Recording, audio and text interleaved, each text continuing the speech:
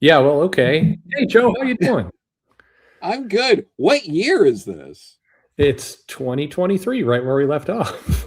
Oh, good. I'm thrilled. There's an election coming up. Oh, good. Yeah. I'm sure everything's gonna be dory, and no one's gonna be upset about anything.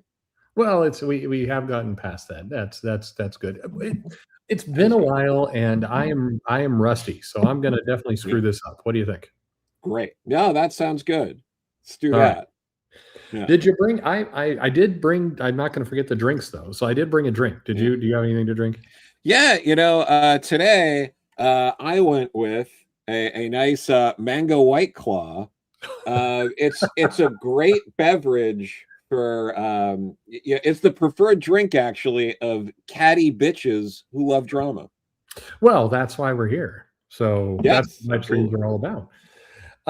It has been a long time, and I'm going to be happy if 5 people show up. To be honest, so that Hmm. is just it's just nice to talk to you again. So it'll be kind of just for us. Yeah, it's good. Yeah, very Yeah, good. I'm yeah. got a whiskey here that is spiced, and normally I don't. It's a little Mhm. too sweet, but I do like that. It's good. But Right. um, I was kind of intimidated putting this back together again because I always psych myself out with getting a bunch of the material together and getting Hmm. the screens all ready. But it, Yeah. it was kind of it got pretty good after a while. So first of all, look, welcome. Um, it's Hooray. you've had some comics that since we I left. I have. Yeah. I have had some comics. All right. Since we've done this here it was, absolute pleasure to edit Green Hornet Miss Fury. That was a lot of fun. And Federico Ceresa, who's the artist on that, which I really have to give props to Alex Segura specifically for mentioning him as a potential artist, and he co-wrote it with Henry Brajas. But it's Federico is phenomenal, and he's already doing like Power Rangers Prime at Boom. It's Yeah. great stuff. So great for him. And as always, pleasure doing stuff for Dynamite. Hope to do Yeah. some more. I was here with you. We had that little interview about Sync to the Top. So Yeah. we got to talk about that. That was a lot of fun. Getting to do that. Bring Coagula back in the DC Pride celebration of Rachel Pollack, and she has been back. Yeah. She appeared in a couple of issues of Titans last year, Mm. and she's going to be featured in some stuff coming up. So she's around. All of my King Arthur and the Knights of Justice stuff is going to be collected in a big fat trade, which is what you have there with the Princess Guinevere and the Jewel Riders stuff. So looking forward to people checking that out with a new 24-page story that I co-wrote with Jordi Belair. That was a lot of fun. And we're going to get more info on that Ruth Roche book coming up. There's going to be like the official announcement. I can't wait. It's already up on like Amazon and Barnes and Noble and places like that. Mhm. But that was a lot of research to discuss. One Yeah. of the most overlooked women in the golden age of comics, Ruth Roche, who took over being Jerry Iger, being Will Eisner's half of the Eisner Iger shop in the 40s after Will Eisner left through the 50s. She was in the shop about 3 times as long or so as like Will Eisner was. But everyone refers to it as the Eisner Iger shop, but she was really running it and wrote a ton of scripts. She might have written more Sheena, Queen of the Jungle than anyone. Yeah. Like she did a lot. She wrote hundreds of comics and edited tons, like hundreds of comics, and we'll talk Very, about it. So, very cool. yep. Look, Mhm. congratulations on all the books and some good stuff. And Thank you. somebody actually, let's see, where do we got this? Oh no, it. God damn, what's going on with the? What's going on with the swing? Oh, here we go. Yeah, did you see that Rachel Pollack's? And by the way, the class move, as I've told you before, for doing Yeah. that. It was a great tribute to her. But that Doom Patrol run is getting reprinted in the DC Finest, which is pretty awesome. Yeah. No, it's great, and it's all thanks to the sales on the omnibus, because the omnibuses are always, more expensive. Not always because of the restoration, but in this instance in particular, they had to restore all those pages. Now that they're restored, they can put them out in an affordable trade. So now you can. It's over 600 pages. It's like 672 pages for $40. Yeah, not bad. Not bad. Yeah, so that's great. And they're also doing something similar for another favorite of mine, a friend of Rachel's, Joe Staten. They're reprinting a big chunk, and some of it has never been reprinted before, of his and Steve Englehart's Green Lantern run. They're reprinting its issues like 201 to 205, then the rest that's like up to 219 of the Green Lantern when they renamed it to Green Lantern Corps. Mm-hmm. And there's some there's a couple of annuals and stuff in there. It's a great run. I think it's one of the best runs on Green Lantern that often gets overlooked, but that's also coming out later this year in DC Finest. So it's really great seeing those collections come around. They've got a good thing going with those collections. They really do. But well, look, welcome back if you and welcome back or welcome for the first time if you haven't been here for 2.5 years. I thought for just a moment, because 10 days ago we hit the 7-year anniversary of this channel, which is exactly 6 years and about 6 months more than I expected to do this channel. But I thought I asked, actually, I got my daughter to do it to kind of tally up some of what's gone on for 7 years, and you've been a big part of it for sure. Well, thank you. Yeah. Well, 5,600 videos, which is a shitload of videos, and over 160,000 hours. This is kind of what I like. This is where AI goes wrong. It's like, why would people come to this channel? People who care about the business of comics, not just stories. That's nice.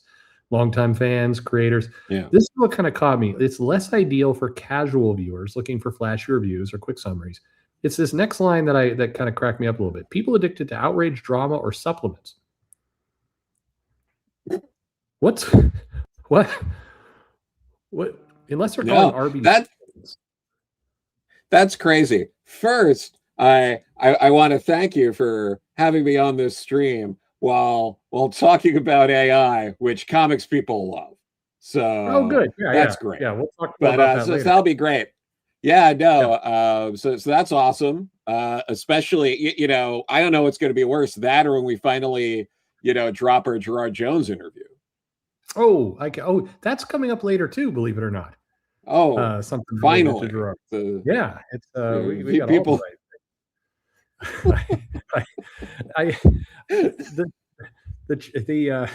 Hey, by the way, if people, other comic people are offended by the AI, I just want to point out a 12-year-old girl did this who's interested in science. So now what are you going to do?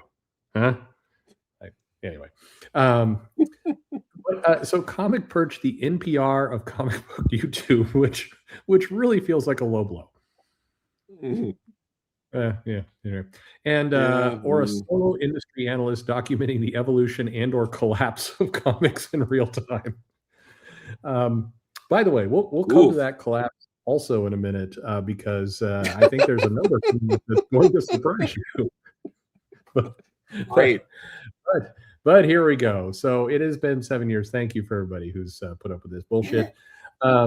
So here we go. But we wanted to do a few things. But Joe, you've been sending me these, and I wasn't sure why you were doing them at first, but they're funny, and so I'm guessing a lot of people may not have seen them. By the way, this comes up every YouTube. I don't have super chats come on. I don't do it. I just would prefer you keep your own money. Buy comics. We're fine. Send it all to Joe. There you go. I mean, why not? But Joe, tell me a little bit about this. Great. So here's Moping. Thank you. Here's Moping starts. So Chase Bluestone and I, we did that Sink to the Top book together on Kickstarter, and we were like, this is great, but what's something we can do that's a little more like lower effort's like the wrong word, but like a lower time commitment, higher yield potential. So we decided we were going to start doing like every couple of weeks we'd post a new 1 to 4 panel comic under the moniker of Here's Moping,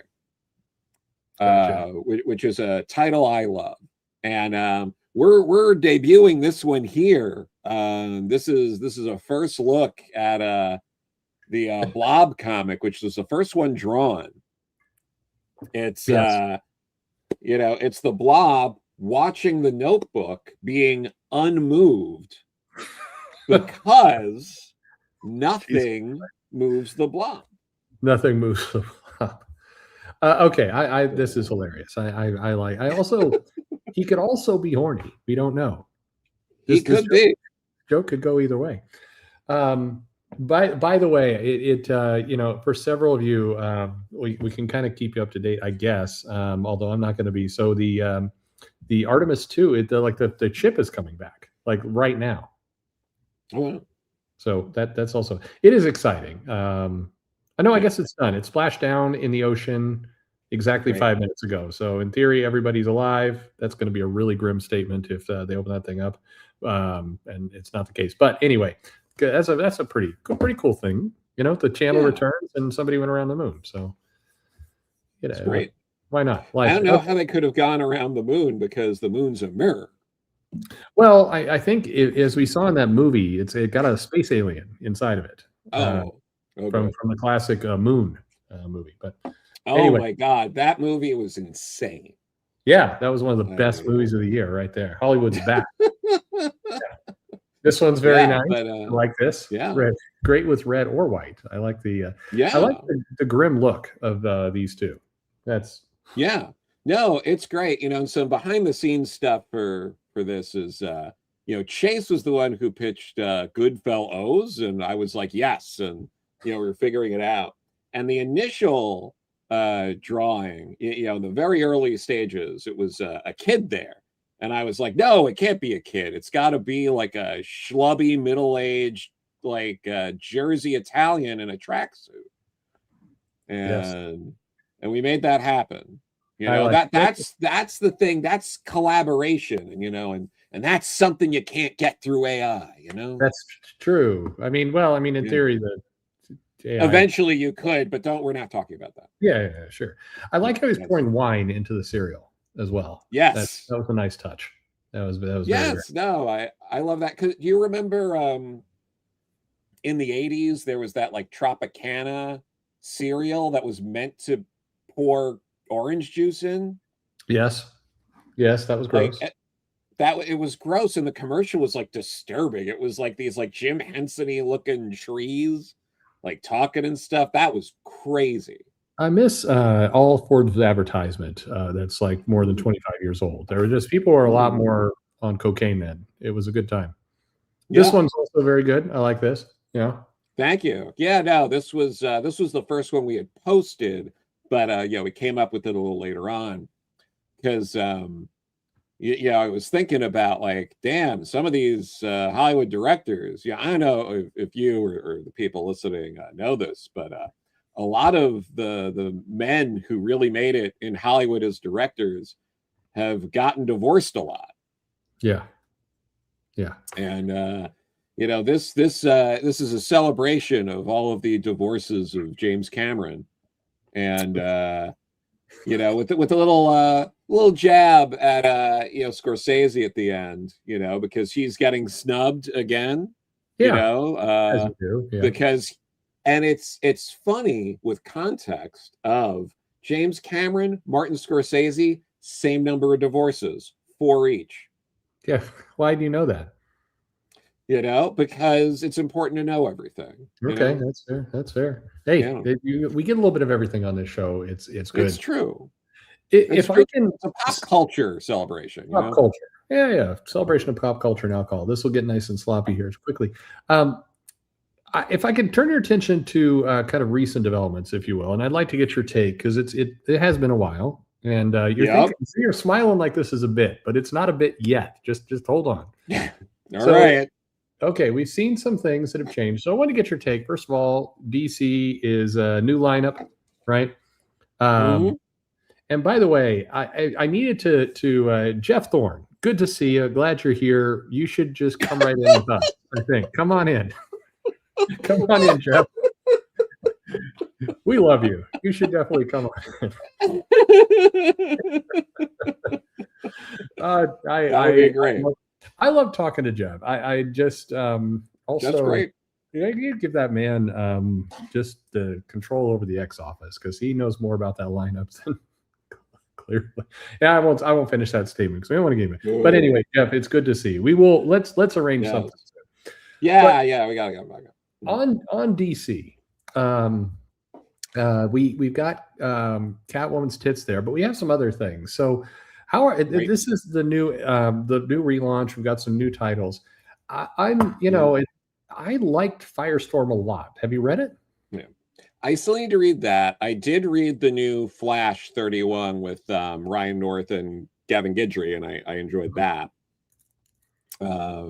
Yeah, and that was fun to see. I've been a fan of Gavin Guidry since he was doing like going to the chapel at Action Lab. So seeing him sort of get to a point where he's the artist on a top, I guess a top 5 DC character. Flash, top 5, right? Yeah, probably. Yeah, probably. Sure. Yeah, probably. Yeah, but up there, so that's good. But yeah, I am excited to dive into Firestorm. It seems like a good fit for Jeff Lemire. So it does. It feels like if and here's a commentary people DC might not like, but I don't mean it negatively. If you're going to do Vertigo again, you have all these new titles, but it's not a bad idea to take some of the characters that need a real big reboot, kind of like they did with Doom Patrol, and throw it into Vertigo. This Firestorm book felt a lot to me like Vertigo back in the 90s. It had that feel to it, and so I hope they get it going more. I was really surprised by it and liked it a lot, and yeah, it was a good book. So I recommend it pretty highly. But otherwise, they're off to a new start. I don't know about the it feels like they're going too hard at Guy Gardner's bowl haircut, though. Yeah, but that's the thing people go after. And like he didn't have that haircut for a while, and then they acted like he only had that haircut. I don't know. It's the whole thing. It's just his bit. I want to get it. Okay, so other news. We have these, the crossovers. I don't know. Are you reading? And anybody in the chat? Are any of you reading the crossovers? We had the printed versions. These are digital versions. I didn't know they existed until I started putting the show together because I have this thing where I'll catch up on the digital books and then like months will go by and I'll come back. I fucking hate Jeff, but it gives me amazing pain that both my daughters just love that character. Yeah. No, I get that. I'm not the target audience for Jeff. That's a very diplomatic way of saying that. Yeah, let's go with that. But but that at least like makes sense. Whereas, I agree. Like Supergirl, Blade, I'm like, all right. It's Supergirl and Blade fight Mojo.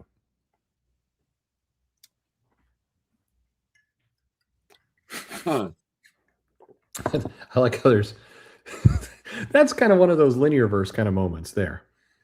Yeah, it's so like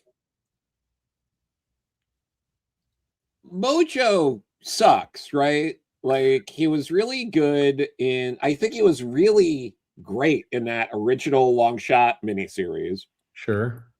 And like I think he kind of suffered from diminishing returns harder than some other X-Men villains.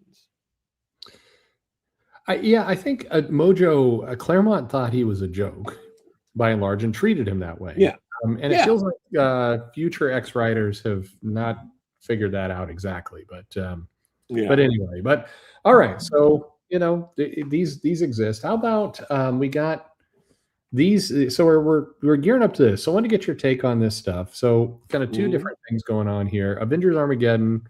The plot here is that the Red Hulk goes and takes over Latvernia from Doom. So he's running Latvernia now because reasons.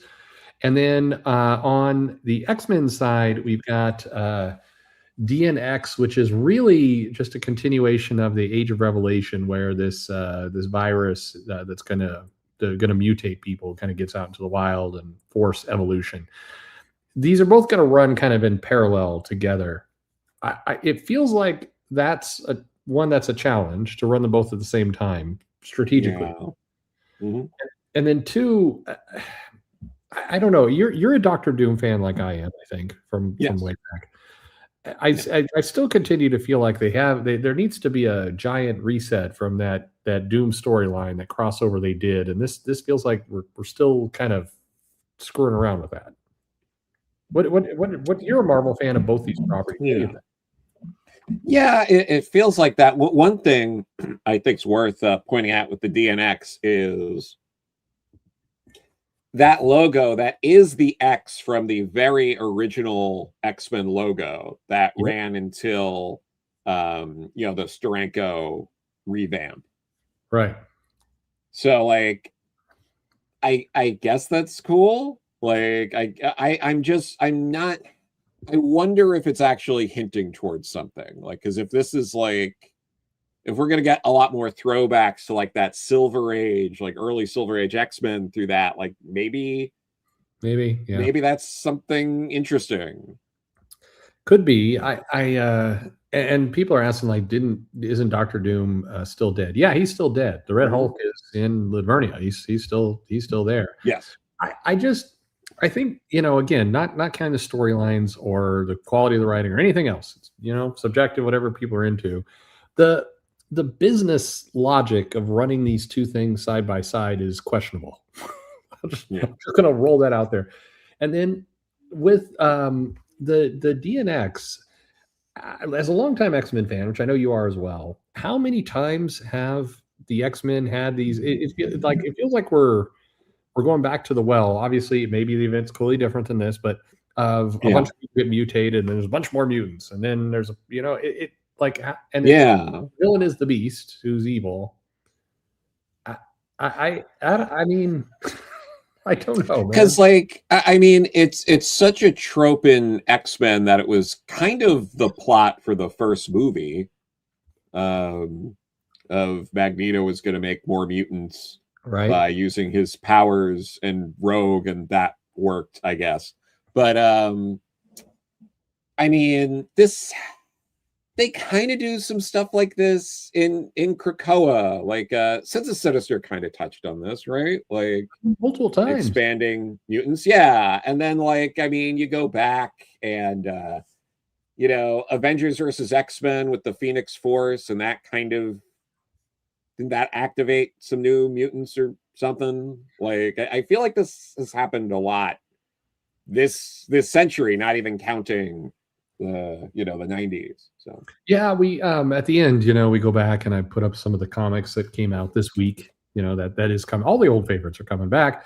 But as I was doing it, I couldn't help but notice that the covers from 2000 and before, there was a lot of kind of very different things going on. And 2000 after, we start getting into this big repeat cycle, and we're still in it. So it's anyway, I don't know. But speaking of kind of repeat cycle, let's get your look at this. And again, people in the chat here we go. So we're getting a new What If series or bunch of comics in What If.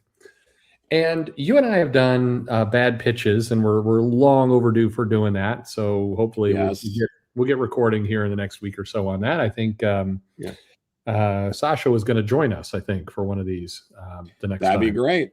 That will be a fun time. But maybe we could get Jeff to join too. That would be a fun for us, ruining all chances of working in comics again. Right. All right, so let's look at some of these what if things we've got going on here. What if Cyclops had stayed with Maddie?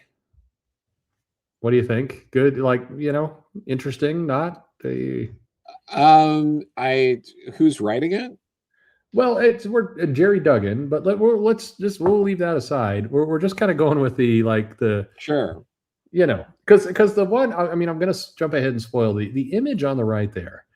The what if Kraven survived the last hunt? Didn't he? Like, I mean, I'm sorry, but hasn't he? He's still alive. I yeah. mean, or has been resurrected, or the sun is there and he looks the same. Like, Yeah, it was a what the son, and fuck? got resurrected, all that stuff. And well, it's just nice because they've never gone back to Craven's Last Hunt since then, and it just felt like leaving money on the table. I So, I'm reading this. I'm like, I think that was 10 years ago. yeah. But okay. But all right. So we got Cyclops staying with Maddie. What if Mhm. Thor got the Venom suit, basically? Okay. What if the Ultimate Universe survived the Secret Wars? And here again, I'm like, didn't it though? I I think based on 2 years of new Ultimate Universe comics, might back you up on this. I mean, okay. What if the spider bit Jessica Jones? All right. We talked about Craven already. What if Captain America was unfrozen in 2099? I don't know why it's funny to me. Here's the thing. That's the first one out of all of these that I'm kind of like, maybe that could be like, if you just do it as like a straight up like wild action story, and it's Sure. not Cat being like, what does it mean to be an American in 2099? Then yeah, I think I think that's something, you know. That's true. Yeah. I mean, I do feel like they're going to freeze him and he's really like, I don't know if I trust the government. It's like, God damn it, Cap. But that's written by Mark Guggenheim and Ron Yeah. Lim. So that would be fun. That could be fun. Oh shit! All right, yeah. Yeah. By No, the way, the I'm Craven here Last for Hunt Ron Lim. is by DeMatteis, is writing that one. So I mean, all right. Okay, I mean, hey, if it's DeMatteis going back to it, like, sure, Yeah, sure. yeah, I'm down. All right. Now this one I think is the most painful mentally. What if the Runaways hadn't run away? Um, I, what do you, huh? But like, they ran away because their parents were villains. Does that mean they're villains? This one they just go stay in the in the guest house. Yeah, Yeah. because like, I don't know. I really like that like first run on Runaways a lot. I did too. It was a great book. Yeah. Yeah, and there's no I unless they're villains, then I don't see how that works. But I mean, what ifs have done that where they're like, what if they were a villain? So, but the Runaways, the running away wasn't core to that book. Like they it wasn't like it wasn't about them necessarily running away. It was about the parents are villains and they're like getting out of the house. It's not like yeah, the book was not like them hitting the trains and meeting Hobo Joe and riding the rails. It wasn't about any yeah, of it. It was like they moved to a cave in still the same area. yeah, and I guess they used it as an excuse to run into Cloak and Dagger. Lord knows they need it. So. Well, our last one here is what if Cassandra Nova killed Charles Xavier? Which again didn't I don't think she did. She didn't, but she might as well have, right? I mean, No, but like I don't know. I feel like and I think you're kind of on the same page here. It's just like I don't need more Cassandra Nova. I don't. I mean, the funny thing about What If is when I was a kid, I bought this book and I loved it. Yeah. And I think there's a Mhm. lot you can do with What If. But Oh, sure. most of the stuff here is just like you said, Captain America Unfrozen 2099. That could be a pretty fun book if you just went Yeah. for it. Some of the others here, I mean, what if Thor got the Venom suit? I mean, who fucking cares? Sorry. Anyway, all right. Yeah. It's just an odd one. All right, let's shift gears to the indie boom here. I think you have some feelings on these books. What's interesting here is that we've got some titles putting up some pretty huge numbers, And what's your any of the first of all, any of these really catch your attention, or what's your take on what's happening here with some of these books? So I am caught up on Dork, Okay. and it is a fun book.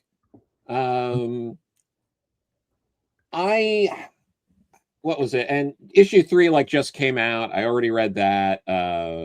Yep. I play D&D. I've followed that kind of story before. It's not doing anything new, but it's fun. Yeah, it is. And yeah, so I've really been enjoying that. The interesting thing, because that's really what seemed to launch this new wave of speculation.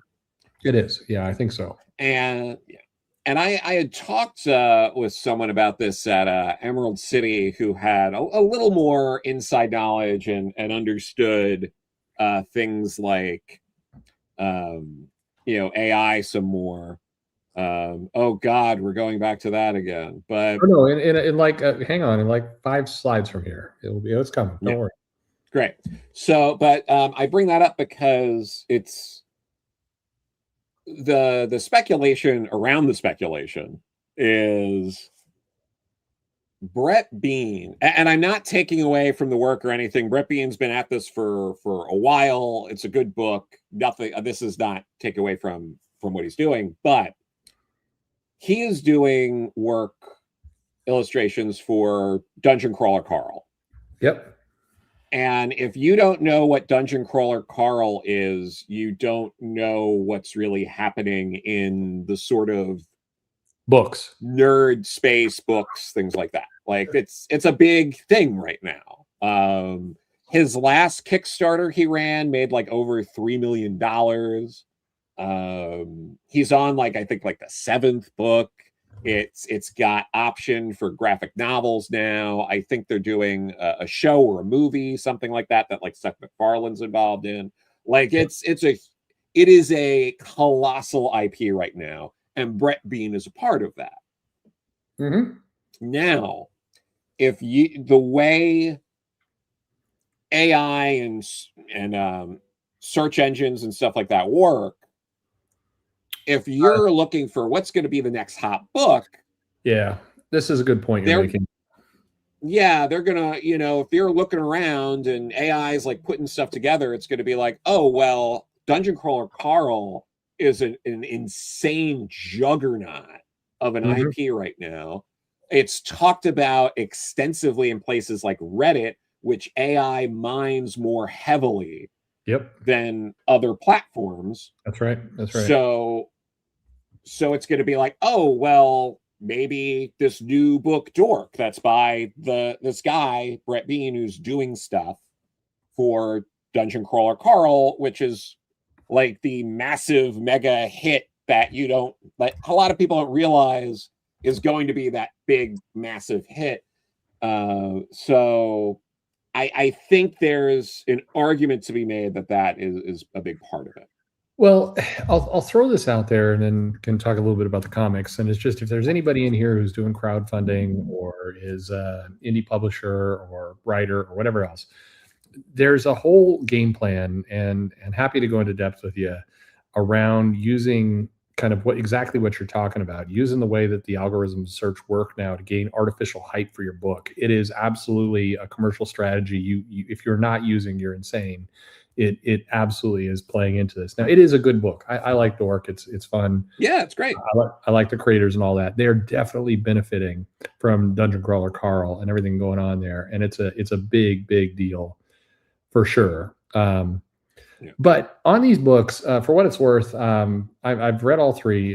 My older daughter loves Murder Drones. She watches it on whatever streaming platform it's on. It's a fun concept. And Nectar was a surprisingly kind of sleepy, creepy book. Have you read Nectar by any chance? I caught you right. Not yet, but that does look great. Like it's a good book, and it's kind of slow burn, creepy, supernatural horror. It's fun. Murder Drones is probably the closest thing I've seen to this kind of anime Western comics crossover. Again, some fun stuff out there, but it is nice Somebody said in the chat, it feels a little bit like the '90s indie boom. Time will tell if it goes that hard, but here's hoping. There's some nice books progressing out there. But for people out there, I see I've got a number of people making their own comics in the chat that I've seen come through. If you're making your own comics, there's a new opportunity, I think, emerging for you, and what you can do to get your books out. So pretty cool. Anyway. Yeah, no, absolutely. And there's some great stuff on crowdfunding still. I do a lot of work with like Pat Shand, and he's putting out a lot of good books. Private Dance is a really but like Private Dance is a bit of a it's a not safe for work book, but it's a very good book he's putting out. What was it? We Call Them Myths by buddies of mine, Christian and Colton, just funded issue 3 of that book. And I've been enjoying that. Like there is a lot of stuff out there in the crowdfunding space as well. It's not necessarily, Pat's getting the attention, but like there's a lot of other smaller things. I mean, I successfully put out a book. You did? And didn't, and it didn't lose money on it. I actually like made a little money on it. It was nice. I think if you use crowdfunding as one of the vehicles, you can actually do successfully well. If you're using it as the only vehicle, you're putting an artificial ceiling over you. But somebody's asking, what is Murder Drones? Have you read Murder Drones by any chance? I haven't yet. All right. Well, let me get the pitch of what this is. At a high level, what goes on there is you have a planet, you have a bunch of workers, humans. They have AI robots, marching around. The robots. The humans kind of F it all up and kill themselves, and the robots, get some freedom. I'm giving a very, very non-spoilery view. And so they're having their own little society life, and the corporation that have basically enslaved this planet send murder robots down to take out the robots who had gained their own freedom, and chaos ensues. It's a crazy. That's probably a terrible rendition of what that is, but it's the best way to say it without spoiling a bunch of stuff. It's fun. It's fair. Yeah. And it is absolutely based. It is the indie cartoon. It's the same thing. Absolutely the same thing.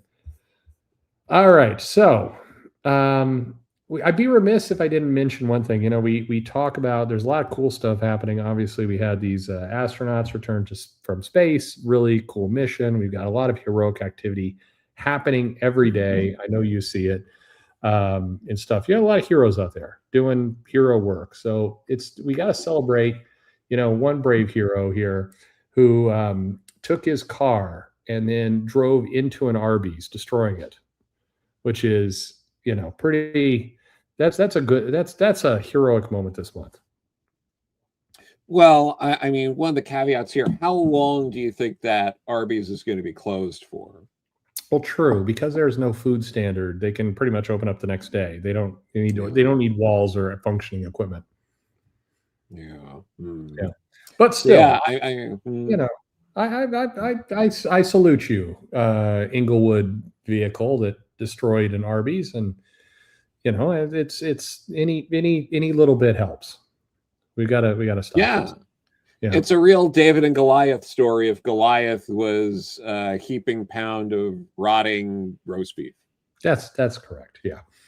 Anyway, we get that out there. Okay. So, Joe, a long time ago, if you used to watch this live stream, one of the things we would do is we'd talk about the amount of comics that came out every month. And we'd kind of walk through, and it was kind of the same joke over and over, like way too many comics being published. And I think because it's been a while, I want to go back to why is too many comics a problem?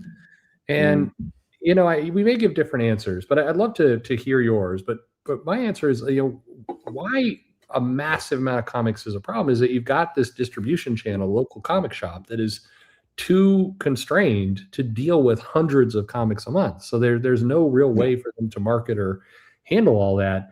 That's the challenge. On one hand, it's great that there's a lot of opportunity to read lots of different things, but on the other hand, it hurts the industry to have so many things with such a small channel. But But what do you think? Is too many comics a good thing, a bad thing? I mean, it's overall a bad thing, right? For a lot of these reasons, it's hard to get picked up. It's hard to gain traction. Like, how do you get new rising stars when it's such a crowded field? Mm-hmm.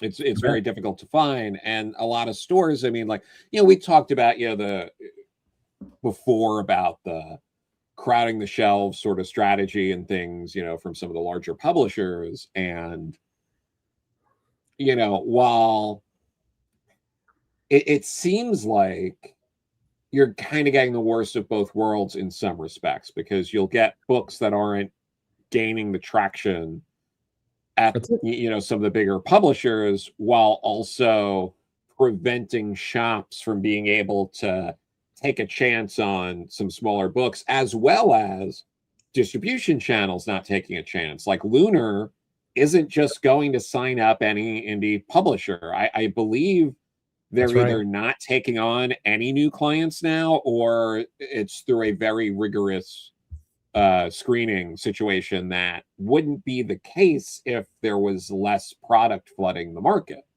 So that's the problem. And I mean, to the question here, somebody else says, wouldn't the amount of comics we produce be a good thing if they were available to buy in more places? Yeah, absolutely. That's the problem. It's too small of a channel.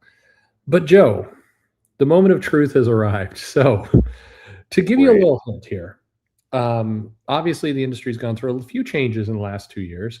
When we last talked, and the last time we did a live stream, we were honoring the legendary Keith Giffen and his passing. But when we last talked, there were 550 books published in a month. Okay.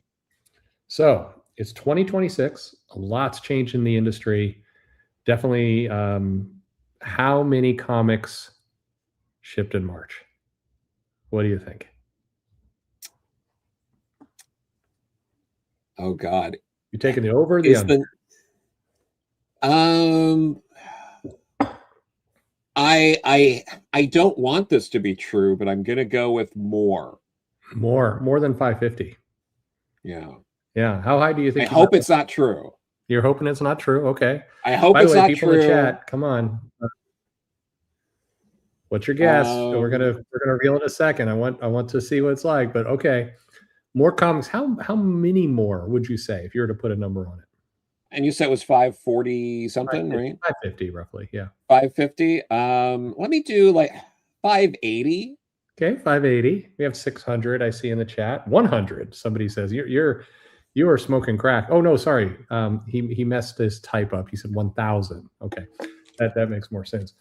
All right. So a lot of people are picking over. What's funny here is that as the industry, we've seen a lot of the industry consolidating. So I'll throw one more fact out there. DC in March had, I believe, 41 books, which is way down from what they normally do. Yeah. Okay. Okay. We're still taking the over though, right? For now, yeah. Let's see. Yeah. All right. 886. Oh my God. Yeah. And P.S. that does not include YA books, crowdfunding, manga, or digital. Oh no. Yeah. But thankfully they're all $5 now.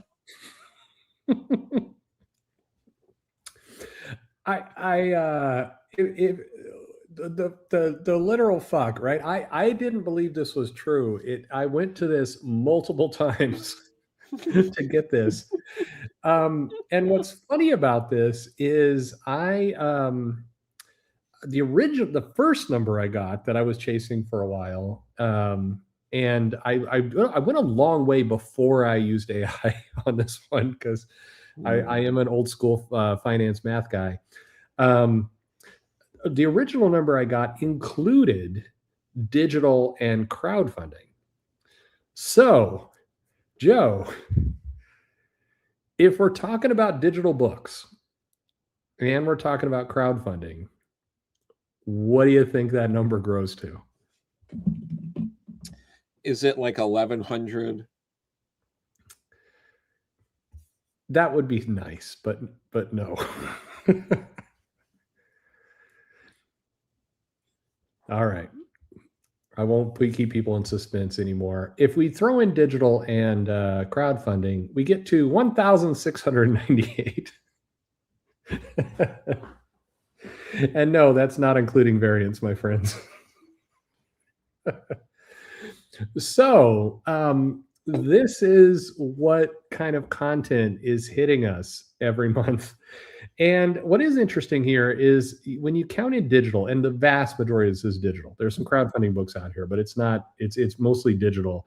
And you think about kind of the webtoons type platform and the amount of stuff coming out. And for what it's worth, if a book had multiple chapters in a month, it only counted as one. We weren't counting each chapter as a new book.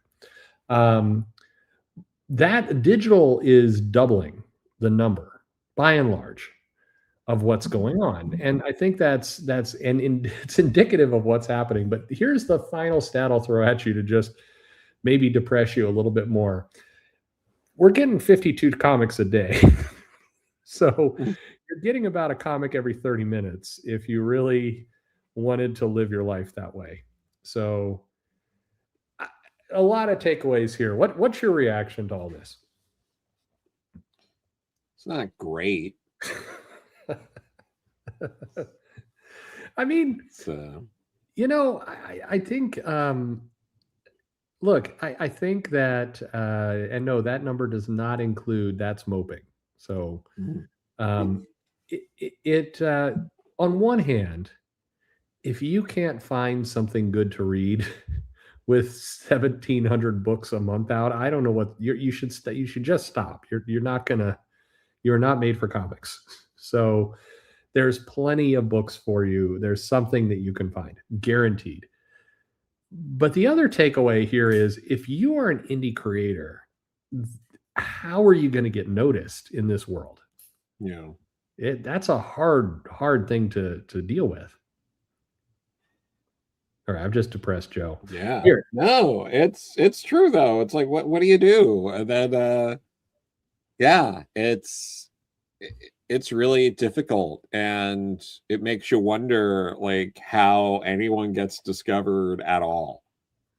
It is a legitimate problem, and I'd like to see more of the people. I don't know if anybody in the chat's on one of the bigger streaming channels or any of that. Although 68 people, I think, have joined this thing. That's wild, by the way, having been gone for almost 3 years.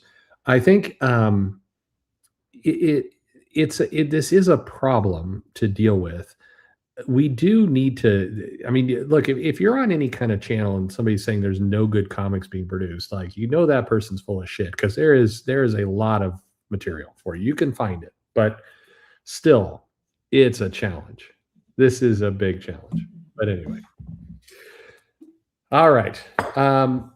Moving on. Here's something else depressing. If you remember the channels of old, we have our Dynamite covers of the week coming up. Ooh. This is it. This is literally all of them.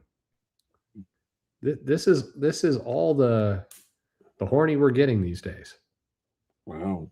That's what happens when you get Disney licenses. Yeah, I guess so. I mean, I think back about the old days, and this used to be sometimes I had to do 2 or 3 slides with all the Dynamite books that were coming out. And yeah. It almost feels like the Vampirilla on the left there is just kind of quietly staring at her own, incoming mortality. It's just we're almost she knows the day is almost over. Yeah. Anyway, all right. Well, this just used to be. I was so excited about bringing back the old favorites, and it just wasn't. It's a sad day. This used to be the happy moment, but we'll move on here. Let's talk about AI, Joe.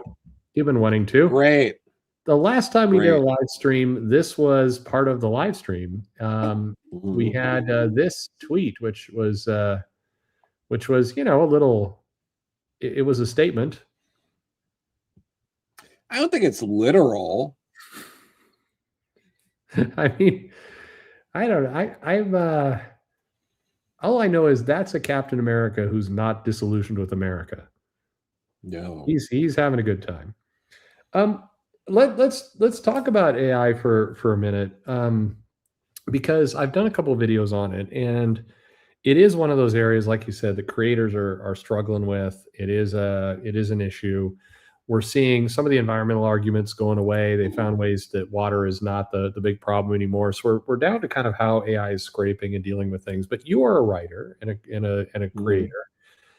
How is AI, and understandably it's a very hot button issue with creators, but Sure. how is it hitting you? How do you deal with AI?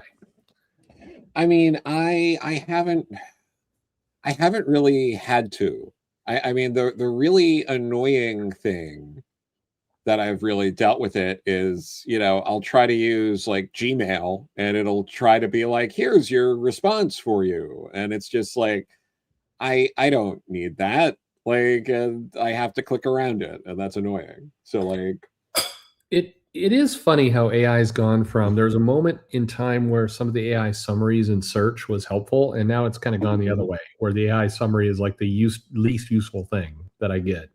Um, Yeah, I've had times where I've opened an email and the summary pops up and the summary is longer than the email. yeah, exactly. I think Yeah. AI is not something you can just say I hate it, and if I just wait it out, it will go away. It's not going to go away. From a manufacturing and operation standpoint, there's just too many benefits to it. Agentic AI, if any of you have kids, you better at least prepare them for that world. That doesn't mean fear for your job. Just learn what it is and how to use it. You got to do it.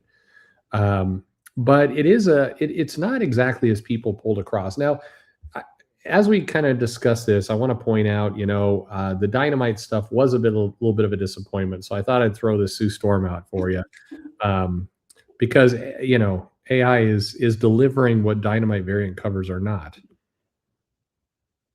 Kind of a weird Sue Storm. Somehow this is sexier than the boob Yeah. window malice, though. Would you say? I mean, I guess. The thing is, like, boob window malice Sue was like crazy, and there's something you know where I'm going with this. There's something I about know a you're. great, yeah. Yeah. So yeah, It is all AI. Look, we're gonna clearly get levels of AI assistant. I think I would predict, and you don't have to comment on, it, but I feel like a lot of creators are publicly disliking AI, but privately using it more than they admit. I do think AI is a factor, but I think if you look at a lot of businesses, AI is becoming your co-pilot. No, no brand. Copyright stuff from Microsoft intended there, but AI is your assistant, and I think people are using it that way, or are generating kind of a superpower, as opposed to people saying I'm going to make an AI comic. I think it's more about how it optimizes routine things for you, and that's feels like where it's going to go. And this is Rapunzel Sue Storm. I mean, yeah, the flowers are in the hair. I mean, clearly it's learning that's from true. something. But anyway, you could also have AI for this stuff. I'm waiting for somebody to do an entire Marvel comic in a Ghibli style. We'll see. We'll see how that goes. There is something kind of sad and comical about this. But where do you think AI, Joe, is going to hit more? Is it going to be in writing, or is it going to be in art? I don't know what, like, because here's one of the problems with the discussion right now is I think we're still a few years out before things kind of settle because True. there's inevitable. I mean, there's already lawsuits. Hmm. We're gonna have to see where the courts land on some of this stuff. So we have no real idea what the landscape's going to look like, what's going to be acceptable to use, what isn't going to be acceptable to use. True.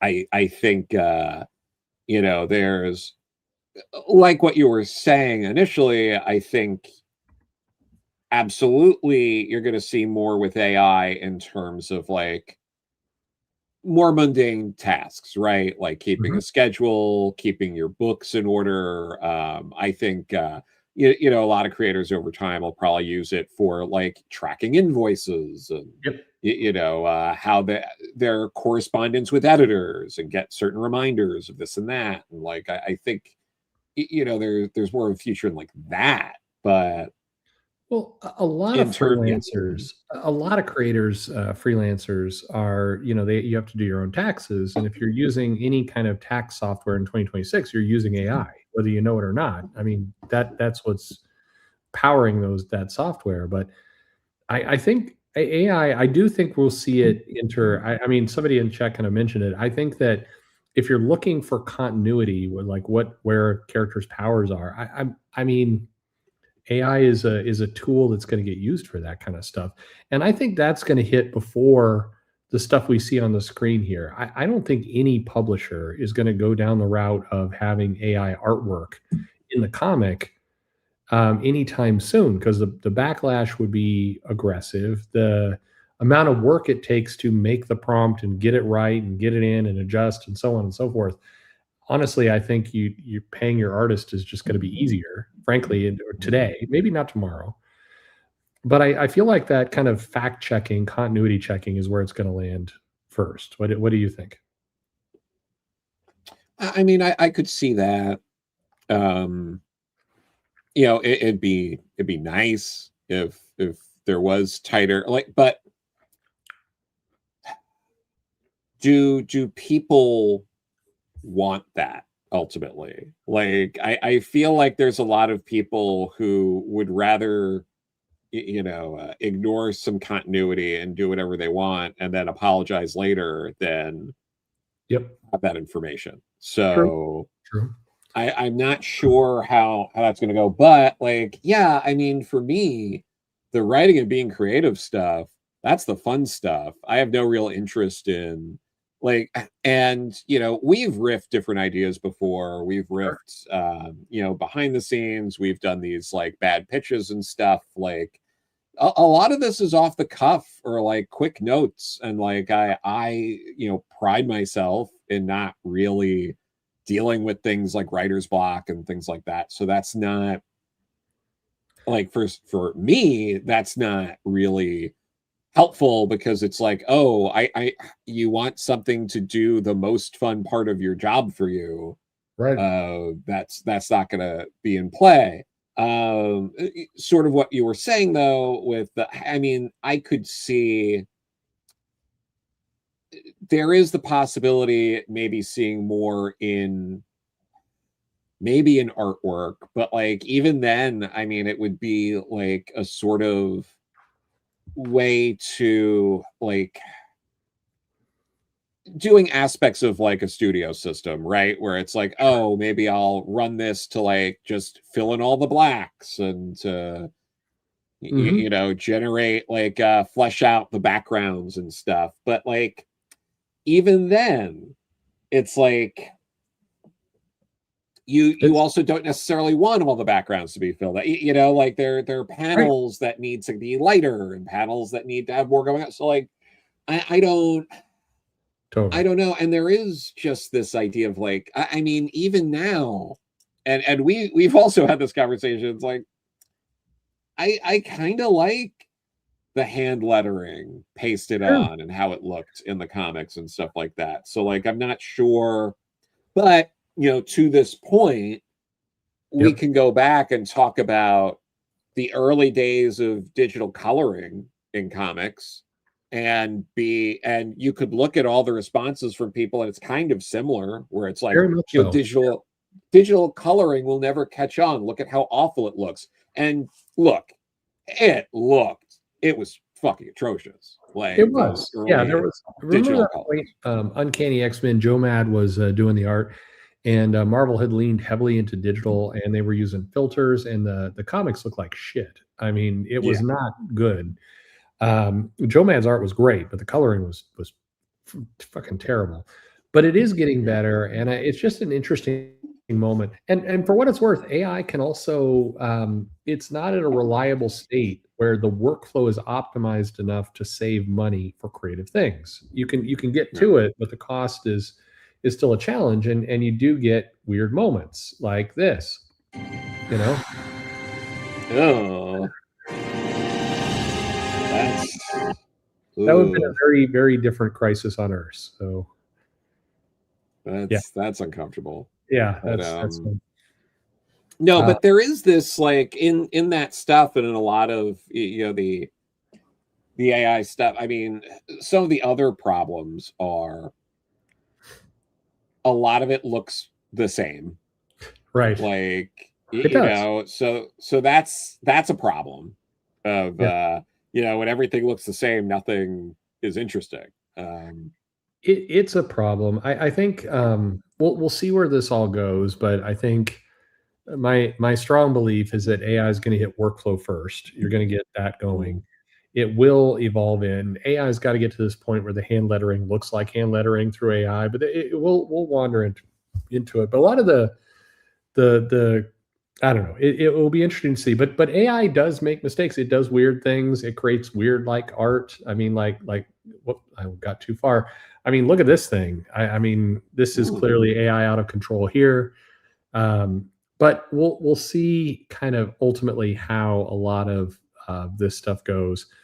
But I also think if you remember back to that, the amount of comics being published in March, you have half of those comics basically as digital comics. Clearly, the AI is going to hit those first, and we're going to see. We're already seeing it, but a lot of the webtoon comics are going to be AI generated, and that's where it goes. But you are going to see really weird pictures like this, and until the AI is better trained to not have images like the one you see on your screen, it's not going to take off. Mhm. Yeah. But like some of the other stuff though is just I'm gonna get a like reaction video from Liefeld, just super pissed. I've sure, but managed to converge him with AI, which is really funny.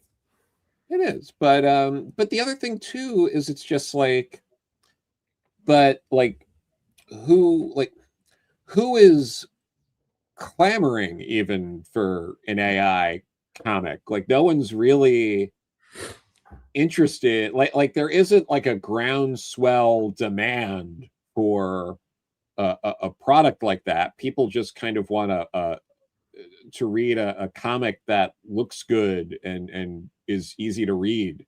That's it. You That's know, it. I think the AI, nobody's asking for AI. They're asking for good comics. Now, if AI can help deliver good comics, then there's a place for it. But if that's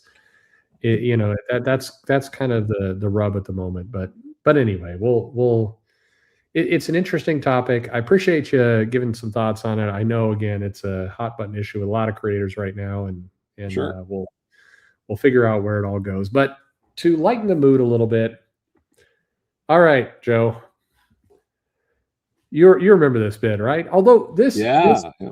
as I respect you, you're a funny guy. Always love having you on the show. This bit is always best with Pat Shand. Oh yeah, no. Pat's the best with this stuff. But we're gonna give it a shot. All right, we do have 4 books here, and it's been a while. So thankfully, some good content is stacked up. So let's see what you got. I don't know if anybody in the chat knows any of these manga titles. I think people know. I mean, I lived in Japan for 4 years, 2 years and 2 years, and so this is kind of all somewhat normal to me. But and Japan prides itself on very unusual, very descriptive titles. But if you haven't, if you're newer to this, if this is your first live stream with me, first of all, I don't know why you're here and not doing something fun on a Friday night, but thanks for being here. But we did this bit. We got 4 manga titles, and Joe here is going to give his shot at what he thinks these comics are actually called as they're translated. So, Joe, are you ready? Sure. All right, we got our first one over there. We got a girl kind of grabbing a guy's ass, another girl, and somebody in a sweater. What do you think this first title is called? Let's see. That's a couple things going on there. Looks fun. How my girlfriend's girlfriend doesn't like my girlfriend. Okay. I love that. I actually love that way more than the actual title. That is beautiful. That you gotta write that down because that's your next City of Bruce right there. That's fantastic. It is a sister is all you need. That can't be all you need. It's all he needs, and it means what you think it means. Anyway, gonna be some stupid babies there. All right, we got our next one, which is kind of a generic. We got a girl there. There's some glass or paper there, kind of hiding parts. She's happy. Got some kind of weird hat on. What do you think this one is? Do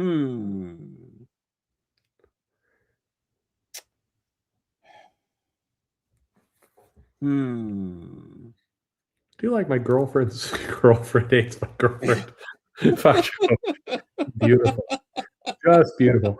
We got some good ones here. We got Lady Godiva Insane Asylum. That's nice. Yeah. Okay. My senpai's jacket brings the wind to me. My senpai's jacket brings the wind to me. That's good. Believe it or not, this one is a boring world where the concept of dirty jokes doesn't exist. I believe I've seen that Ricky Gervais comedy special.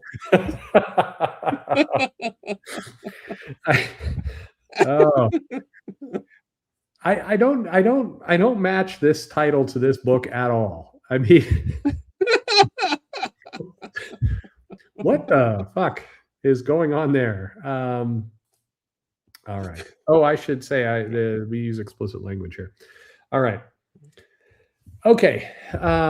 We're on to the next one. We've got two clearly school people, school children. She has got her little work bag. There's a tail involved, maybe, or maybe that's attached to the bag. We're not sure. They're just hanging out. Pretty benign. What do you think?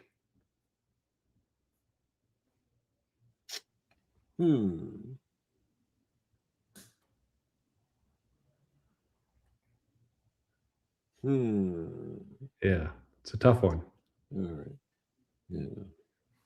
Okay, we got some guesses here. Let's see. My demon girlfriend wants to go to school with me. That's good. Okay. Yeah. Days at Succubus High. That's nice. That is nice. That sounds like a good time. Love is better with tails. I'll think that. Ooh. Yeah. It's a tale as old as time. Yes. I'm dating. But yeah, I guess. Yeah. What do you think? Yeah, I guess like after school demon girlfriend. After school demon girlfriend. I like this one top heavy. Yeah. I like the simplicity of that. Hold on to that thought because that will come in handy for the last one. No, this one is Kama-san is easy as hell. I take it Kama-san as a person. Kama-sama. Yeah, I wrote that. I read that completely terrible. Kanan-sama is easy as hell. I mean, that's what else do you want? All right. We got one more. It's this intriguing pink cover here. What do we think? And we got a couple more. Our mom wants us to go to the prom together. Hell yeah, we do. Leave It to Beaver. I mean, that's kind of the second one, I think. Yeah. All right, we got this last one. It's no Dick Fight Island, but it is there. No. Yeah, do a retrospective. Well, yeah, no one talks about Dick Fight Island anymore. I mean, it's a classic. I guess Dick's won. The Swiss cheese love story. Okay. Caught in the goo pit. Yeah, that's Arby's.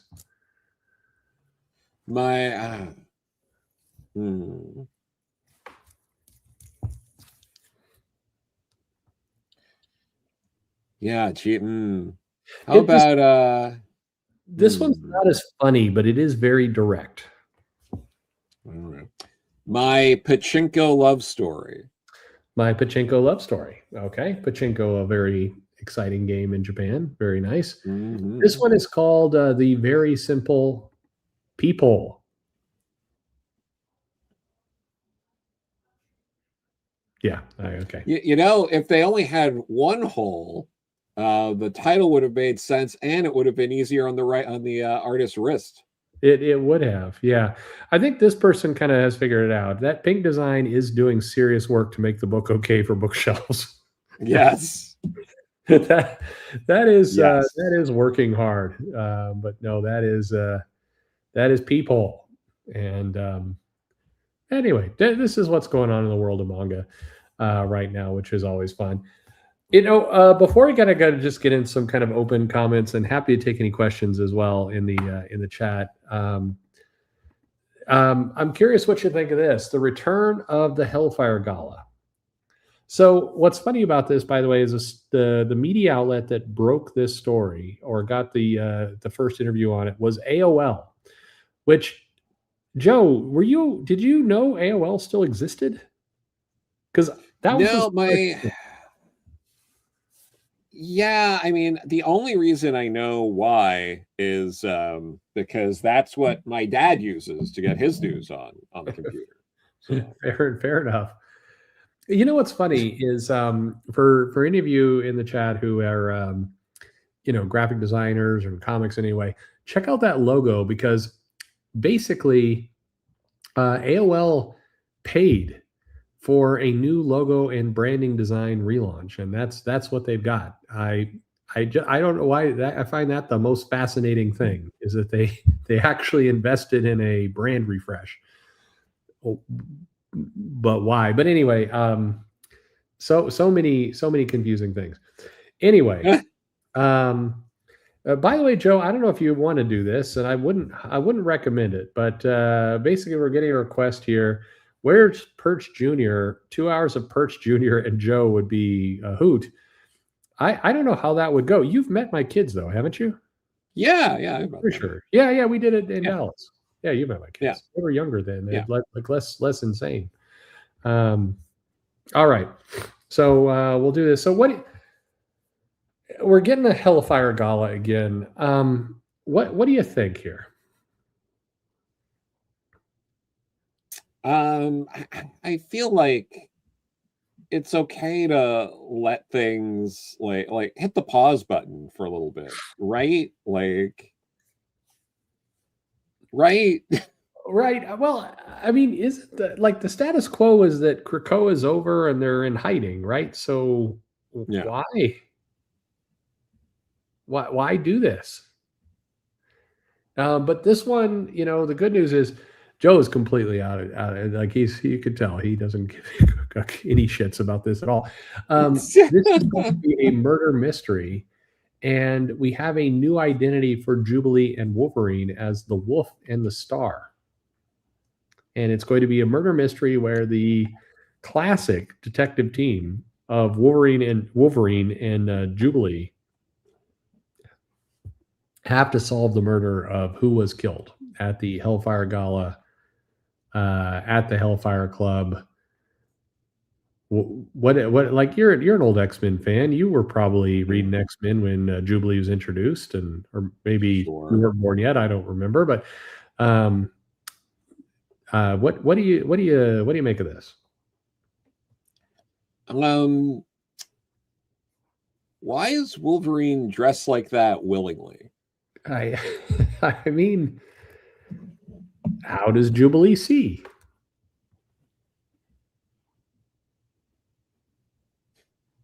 I mean, I guess it's nice that is this another one of those crossovers? Is that Starro over her face? Yeah, she's been infected with Starro, clearly. Yeah. But why would Wolverine dress like Wolverine's not really the kind of guy who gives a fuck about a gala. Well, do you remember those issues that Claremont would do back in the day when he'd get kidnapped and he'd get either brainwashed or Mojo would dress him up or something? He was always in a costume kind of like this, and it was always thoroughly ridiculous. But here he is. he's going to investigate a murder in this thing. Yeah.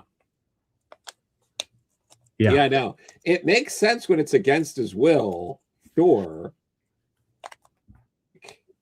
What are we? But also, like, wasn't there a mass murder at one of the last Hellfire Galas? Why would they be like, you know what? Let's get back to that. Well, also, why would you have Detective Wolverine here when you've got, like, I mean, is it Bishop and Sage, and I could think of 5 or 6 other characters who would be better off to be detectives than this. I didn't they actually have a whole comic book where Bishop was a detective? Like, that was the entire comic. Aren't there people there that can read fucking minds? Sorry. There you go. All right. That's the easiest answer. This would be, you know, that would be some comic, actually. You open it up and it's like, there's been a murder. We've got to investigate it. And then Emma's like, it's Shaw over there. Mystery solved. And then, like, the rest of the pages are just pinups. Just easy. Yeah. Because, I mean, it's really simple, because you would be like, oh, I'm going to scan everyone's mind real quick. And, if there's a couple of people preventing me from doing that, we'll interrogate them. It's probably one of them. Done. I mean, Jean Grey, I don't know if she's in this thing or not. I don't see her, I guess, in the image. But as a carrier of the Phoenix, I also think she could break through any mental shields if it came to it. Yeah. Yeah. All right. I don't know. All right. Well, Fish here with the best, I think, it's Cassandra Nova in the womb with the umbilical cord. Nice. Okay, Fish, you did a good job. Joe was not paying attention, but that was a good. That's no, good. It's true. Right. It's true. Very, very nice. All right. Well, look. Before we get into some of the comics of yesterday, I'm curious. What do you think? It's April. We've got a whole rest of the year going on. What do you think? What's your prediction for what goes on for the rest of the year in the world of comics? And yeah, I mean, I think well, it's interesting, right? Because a lot's already happened. You know, obviously there was the whole Mike Richardson ouster. Yep. It's going to be interesting seeing what happens with Dark Horse. They still have to replace their VP of marketing. They do. So I think by the end of the year, probably before that, things will firm up around Dark Horse, so we'll have a better idea of what they're doing moving forward. I have to imagine it's going to be like, they're not going to stop doing creator owns, but I imagine they will limit the amount that they have to do. And oh yeah, thanks for coming, Jeff. This was great. We'll have to do one of these soon. But yeah, I think that's going to be the broad bit here, right? Is that a lot of the smaller publishers, and we saw this last year, but I think this is going to be like a doubling down of, you know, smaller publishers really pushing their licenses. Yep. It's going to be a lot of licenses, and I think if it's not a license, I also feel we are going to get more publisher-owned books. I agree. So we are going to get more like, oh, we're going to contract out people to do a book that has all the looks and feel of like a creator-owned book, but it's owned by that publisher, like Dark Horse, IDW, Oni, or whatever. You know, like they may do more books that are homegrown by editorial, by their owners, by someone else that they will contract people out. Like I think we'll probably see more of that. You know, moving forward. Not entirely. But yeah. I 1,000% agree with you, by the way. I think you are absolutely going to see, because the way the money is drying up and just consolidating, you're going to see creators want to give the illusion of creator-owned book, but it's not. I totally agree with you. Yeah. What do you think about, some people are speculating, Amazing Spider-Man 1000, that's going to hit this year. What do you think happens there? Yeah. Long lost cousin? Well, I think, what was it? We're already talking about, they're basically hinting at making Trouble part of the continuity. Yeah, I've heard that. Yep. Yeah, which, again, I don't know. It's, I do think this year we're probably still going to get more of that sort of stuff, where it's going to be resisting urges to either,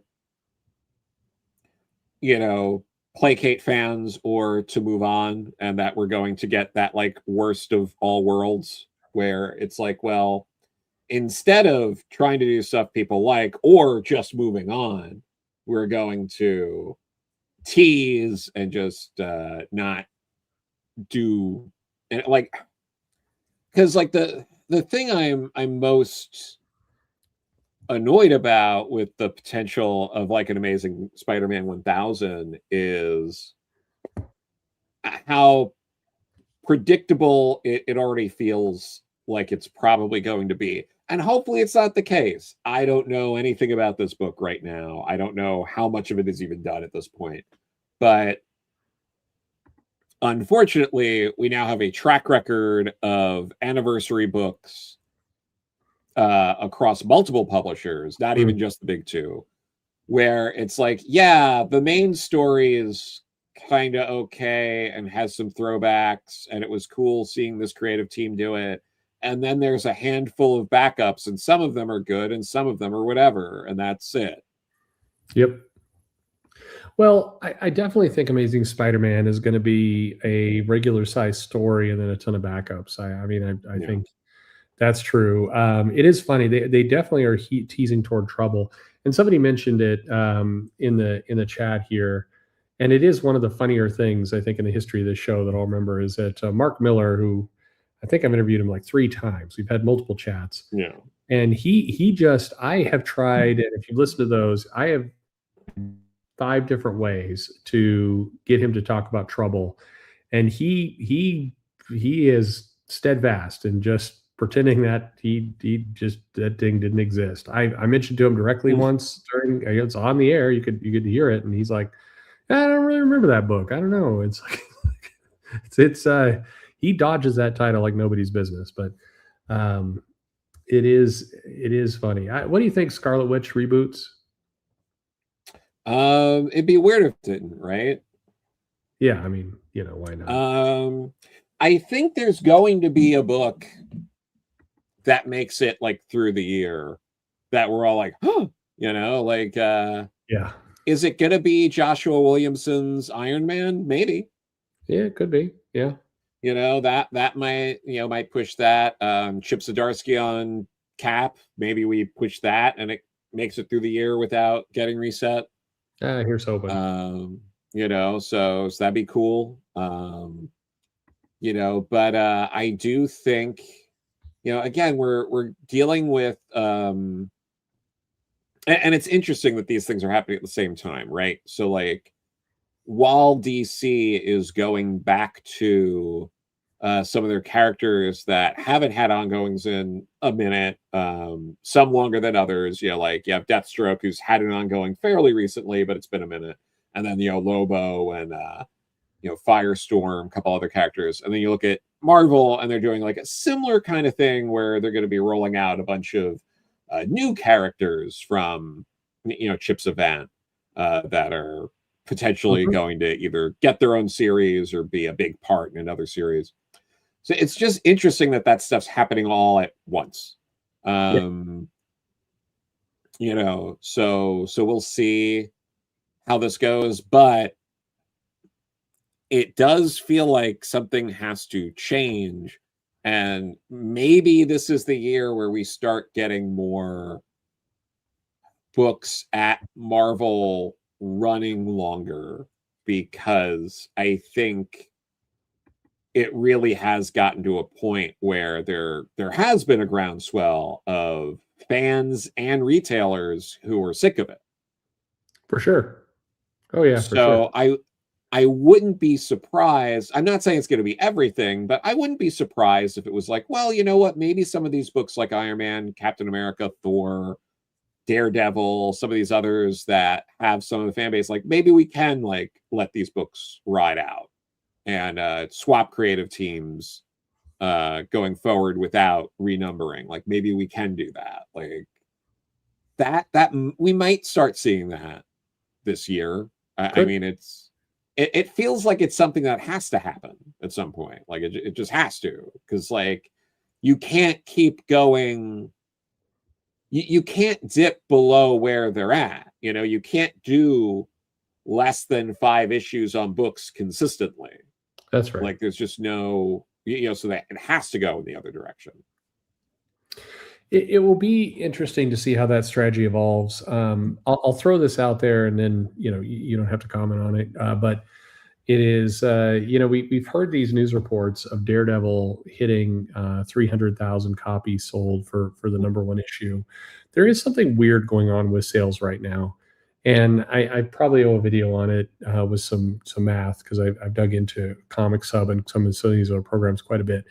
But for what it's worth, Penguin Random House calls that issue far lower than 300,000 in their numbers, and there's something off in how this stuff is coming together. Penguin Random House basically said it was around 86,000 titles. Now, they're not the only source. There are blind bags, there are direct to ship. There's a lot of other ways this is happening, but still that number is odd.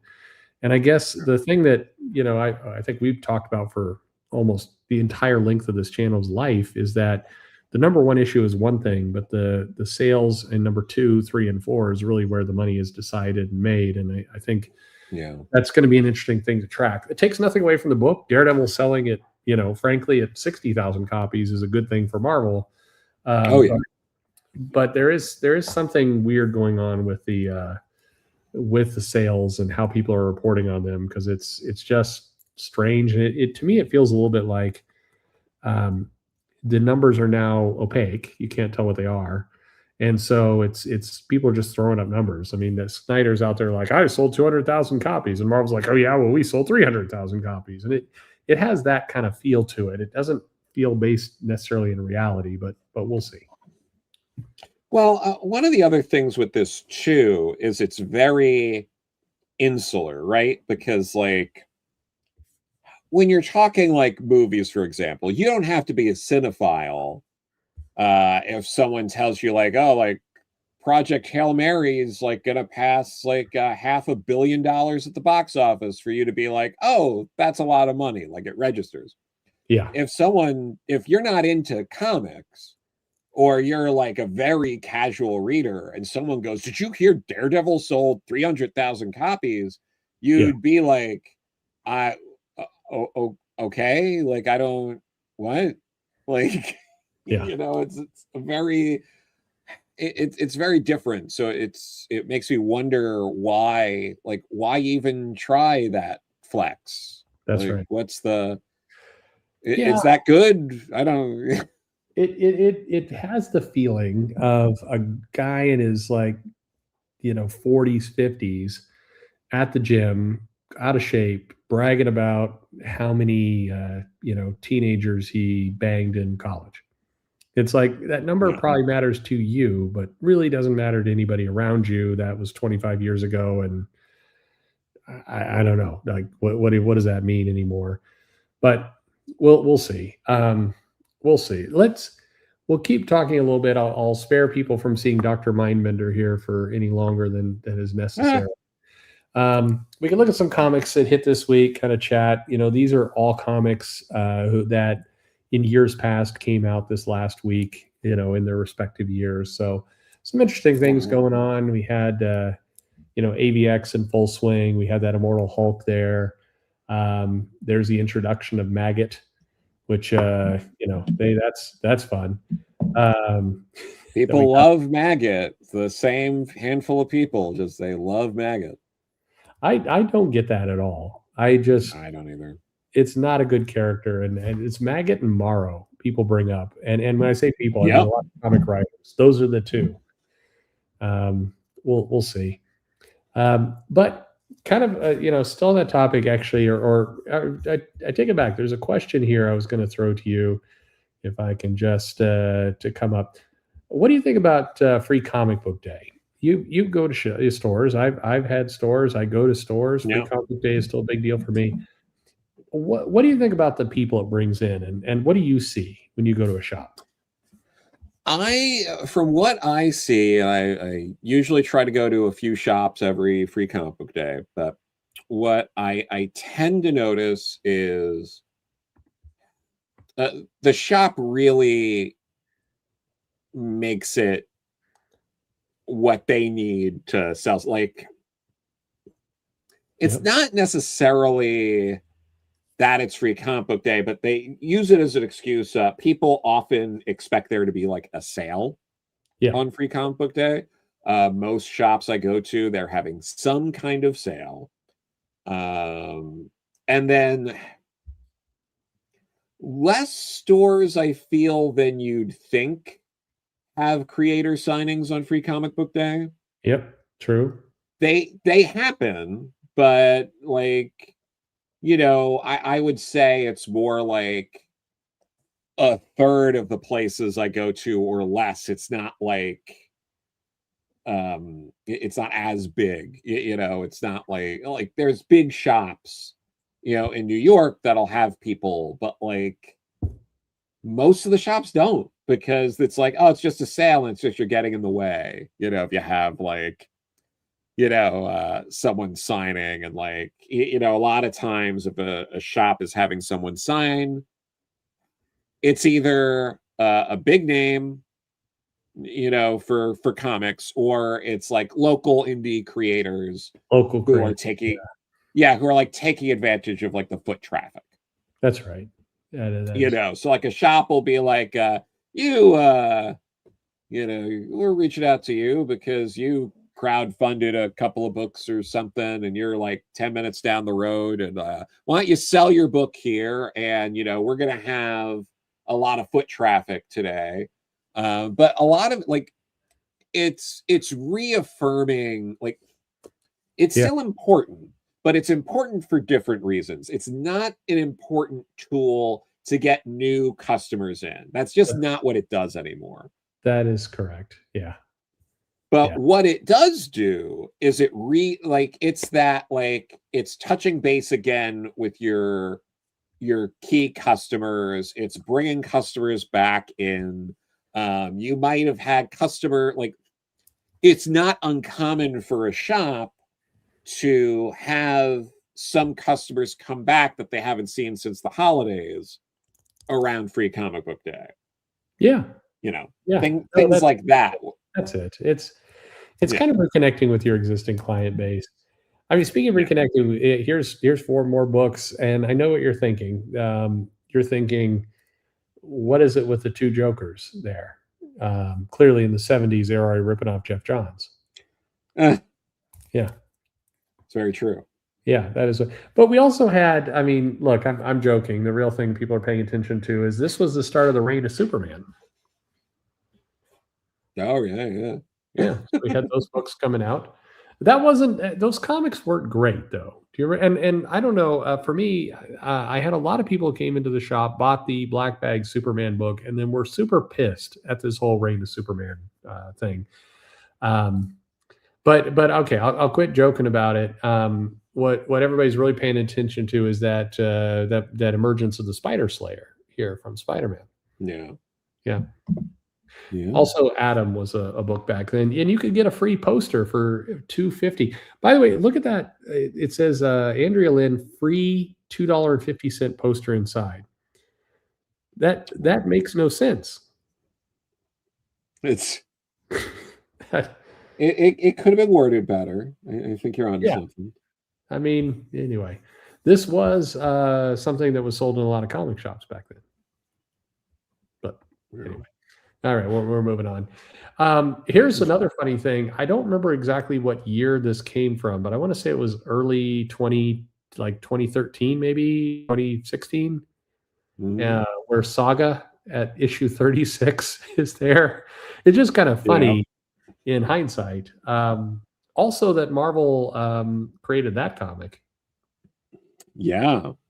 Yeah, I can't, if I had to guess, I'd say that Bill Jemas was at the company at the time. he was. Yeah, that's his name Crazy, on the cover there. Actually, yeah, crazy. yeah. Jemison and Mark Bright actually doing some artwork for that. Sort of. Uh, Marvel is a fascinating comic because that comic. One of the issues is just how to make comics in the comic. It's quite. It's either meta or genius, or I'm not sure, but it is pretty wild. So, but anyway, we have some stuff. There's Green Lantern, who's always shoving his junk in, I guess, a shadow version of himself. Is that what's going on in that cover? I can't quite tell. I guess. Anyway, here's by the way, here's Comics Odyssey, who's talking about the Dynamite titty books. Look, there aren't any, my friend. That was like 30 minutes ago. There, we showed what we There are could. barely any. I mean, Barely any. look. I don't hate the player, hate the game. But Dynamite has a lot of great books. Just They do have saying. a lot of great books. They do, but it is at the end of it. Where's Nick when you need him? He used to come to this. Yeah. I'm Yeah. surprised, Yeah. Yeah. All right. Yeah, Anyway, we have a lot of things. Manhattan projects. You remember Justice League Europe? You know, I Bart do. Pierce. Yeah, coming in and doing that. There's Spider-Man about to punch the shit out of Hitler. Well, what a fun time. Web of Spider-Man. I loved how they just kept adding Spider-Man books, and they just kept getting like, It's oh, true. you want to read I think, was it Marvel Team Up was still going when Web of Spider-Man 13 hit, right? Yeah. So like it was like the fourth most important Spider-Man book. Oh yeah. You had Amazing, Spectacular, and I think Webb was third, and then Yeah, soon you but had regular Spider. Marvel Team Up at that point was still basically a You're Spider-Man. right. You're right. There was Marvel Team Up. Yes. Yeah. Anyway, that was some good stuff. It did end, so I could launch. Okay, because I was like, okay, so yeah, it was still like the least important Spider-Man book. Yeah. Well, there was a lot going on there. I like Manhattan Projects a lot, but it felt like Hickman either ran out of steam or lost the plot of where that thing was going to go, and it just continued on for several more issues. Yeah, no, it was. I wish it kept going or they wrapped it up, because like it just sort of petered out. Like Morning Glories was another book that just like, well, there's a whole. I mean, that's a whole video you could do. Oh yeah, of all of those like 2010s like Image books that just petered out. yes, yeah, oh yeah. What happened? Like Morning Glories, did that actually have a definitive end? I mean, No. I read it all, and I felt like it just stopped. No, it did. It just stops, and now Nick Spencer is just like, he's just gone, right? Like he was the only one who was really, it seemed like, banished from the Substack stuff. True. Yeah. I love that the Substack comics failed so spectacularly that there's probably people listening to this now being like, Substack comics, what are they talking about? Yeah, that was the thing that came and went in this channel's lifespan. Yeah. Like you and I did a video talking about what Substack might be as it was first emerging, and it is not a thing now. It's anyway, pretty crazy. There's Batman Who Laughs. We all remember that fondly. Here is like, again, my favorite era of Action Comics, of Lois. Yes. She's hanging out at the corner like a creeper, going, as soon as I turn this corner, I'll know exactly how Clark Kent contacts Superman. There's Clark standing in the middle of the street, just bearing it all. Anyway, it It is a thing. Hey, and we're getting some pushback here. Substack is doing okay. We're getting, and here is Comics Odyssey, who has his comics are on Substack. I shouldn't be assuming your Yeah, gender there, man. You may be. I don't know what. Anyway, you but are. Yeah. yeah, but like Substack as a platform is doing fine, especially if you like Nazis, for what some people say about Oh, Substack. Jesus Christ! Why you got to put that out there? Because I'm trying to demonetize the live stream. I But see. I see. Well, at but least you're not on Karl Marx Blue Sky. Is that what we? yeah, right. Yeah. But no, it is always funny when you just see people like just throw that stuff around. But Yeah. but no, but the other thing with it too is it's like, yeah, there are people that are still using it. We're specifically talking about when Nick Spencer poached some of the biggest creators to do their comics on Substack, and no one cared. No Well, one cared. Donny Cates is still there. I hear he's going to be big. Okay. I won't get Yeah, up. no, Yeah. it's crazy. What has did Donnie flame out like and crash and burn between these two live streams? I no, I think he was on fire already, but he certainly got more on fire. I think between the two. Yeah. My highlight Donny Cates story at this point is the last comic convention I went to. He was an advertised guest. He did not show up, and but they didn't really set a table for him. And I was talking to the organizer, and they're like, "Yeah, we were pretty sure he wasn't going to show up, so we were gambling that if he did show up, we'd scramble and get a table." So it's like they were betting against him just in the setup, which was pretty hilarious. But you Um, know what's really interesting to that point is like 2 years ago, there was a lot of booking Donnie for shows, but like he was like a no-show or would like show up for a day or two and barely be at his table and leave. And yeah, this year, I haven't really seen Donnie announced at any big shows. no, Like it feels like that it's over. I think he's got to earn his way back in a pretty major way, and I just the organizers, it's too disruptive for them to even plan it. It's just not it's not going to happen. But anyway, it is funny because somebody asked, was Comixology still around the last time we had one of these live streams? No, it had died. We have talked about that, but Distillery has come and gone. I think in the space of well, no, I take that back. Distillery is still around, but maybe not that much. Yeah, it's they've definitely, well, there was that announcement the other week that they were delaying a bunch of their upcoming projects. I know Bryce Gold, who was working there, moved over to doing stuff at Tiny Onion.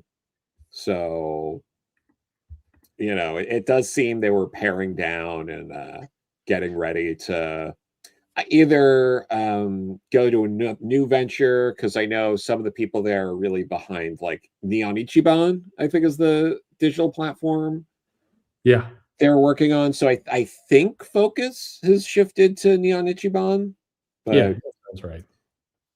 I believe they were doing books in that larger format that doesn't work for a lot of American readers, but they also had investments from like European printers. So that was like the size that they wanted That's to right. reprint the books in Europe. I think that was part of it. Yeah, no, it's Yeah. it'll be interesting. I mean, with direct to consumer and the way some of these businesses are going, I think it's smaller publishers. It's a little easier for them to get going. The challenge is with 800 books out, it's that model has to be disrupted. But hey, you were a fan, as I recall, of Four Kids Walk Into a Bank. Is that am I remembering Yeah. right? That was a fun book. Yeah, and it was a good book. It's one of my favorite things I think that Matthew Rosenberg's done. I have like the limited edition hardcover of that book. And it's gonna be a movie, I think, soon. It is. It's a movie or a streaming movie or something. Yeah. Yeah, which I I mean that doesn't there was a time where everyone thought that was a possibility in the 2010s when it really wasn't. But this is actually one of the few. Is it the only Black Mask book to get that? Because Black Mask had a lot of heat in, I want to say 2016, 2017. They had a lot of options, but I don't know if any of them became anything. This may be their first bigger one that's going to get promoted for sure. No, definitely. As this person pointing out, Diamond Comics distribution was still solvent. I don't know about that, but they were still they were more alive for sure. That thing has been a dying a slow zombie death for some time. But here's your favorite book, Alf. Alf, yeah, we've done at least we did the infamous Alf with the seal cover, which is actually kind of a funny comic. It's funnier than some of the stuff today. Oh, sure. It's what if Captain America had been elected president? See, that's a more interesting question. Yeah, I think because they flirted with that. It feels like they do. What if Captain America handed over the mantle to Sam Wilson? And you're wait, yeah, no, that just but like they would do. Yeah, no, it's I don't know, but that issue, what was it, 250 with Roger Stern, John Byrne, where Cap thought about running for president and he ends up not running, but like it's a great issue. It's a very good comic, actually. Yeah. And then there's a Chuck Austin book. Anyway, here's some other stuff. I hated this X-Men book, by the way, this X-Men 204, because if you remember, at the time, the X-Men was doing a really good run. They had Life, Death, and they had the trial of Magneto, and you had the battle for who was going to lead the X-Men. You had Storm versus Cyclops. They're gearing up for the Mutant Massacre, which is going to happen relatively soon, and they were on fire, doing some pretty big things. Rachel Summers was kind of losing her mind, and then we had this issue that was just it clearly felt like a fill-in comic they had in the drawer of Nightcrawler doing some shit in a I think a movie studio Globetrot. It was a fun enough issue, but I just remember being so pissed that this comic existed at the time. Well, it's one of those things because like it's immediately followed by one of the single best issues from that run. Yeah, exactly. And so it's kind of like it wasn't. It wasn't the best art. The story was throwaway. It was shoehorned in there, and it just like I don't know. It was truly. It was true, and actually, I take that back. Actually, because it had Terry Austin, is that right? Who was the artist for that? Somebody will tell us. But anyway, it should have been but it like you said, it then segued into one of the most powerful runs in that whole comics history. But anyway, it was. But all of these here are interesting. Like I'm a big John Sable freelance fan. Yeah. I think that comic was great. More so the stuff that Mike Grell did himself, but it's a great book. That Amazing Spider-Man run, that's like what was it? Is that Amazing 331, and that was coming off of that was Eric Larson had taken over the book after Todd had left, I believe. Yeah, and like that, I think that stuff's great. I think Michelini really straight through 350, like the Todd stuff, the Eric Larson stuff, I think it's all phenomenal. I really enjoyed that stuff. Like it's not necessarily deep Spider-Man, but it's a fun book. It felt cinematic, like it felt like it did. There was a lot of interesting things going on. And then, a little after that you get because I recently read through the J.M. DeMatteis spectacular run, because they put that omnibus out, and I was like, oh, I'm gonna binge all of this. And that's some of the best Spider-Man. I think the whole like the tragic fall of Harry Osborn that he shows through that is really compelling stuff. It was a good run. Yeah. And June Brigman, and how can I forget that? June's wonderful, but that comic just landed in the middle of some. Yeah, I love June Brigman. I think she is great. And is her husband Roy Richardson? Man, I know they work a lot all the together. husbands. I don't know, man. Yeah, but because he's a good inker too. But all right, here he asked me, but let's both hit this. All right, favorite song from K-pop Demon Hunters. What do you got? I wasn't the target demographic. I've got 2 daughters. That film has been played roughly 5,000 times in my house. Yeah, no, I watched it the one time and I was good.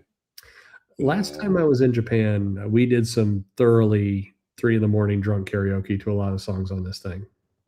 It's fair. There was some Japanese girl I did not know who was anyway. I shouldn't continue with that story. That's why I was told to just say Golden, so I'll just say Golden. Well, Golden is a good song. I mean, it's a well produced song. For me, it's What It Sounds Like. I think is it's a simpler song, but I think that works. But anyway, there you go.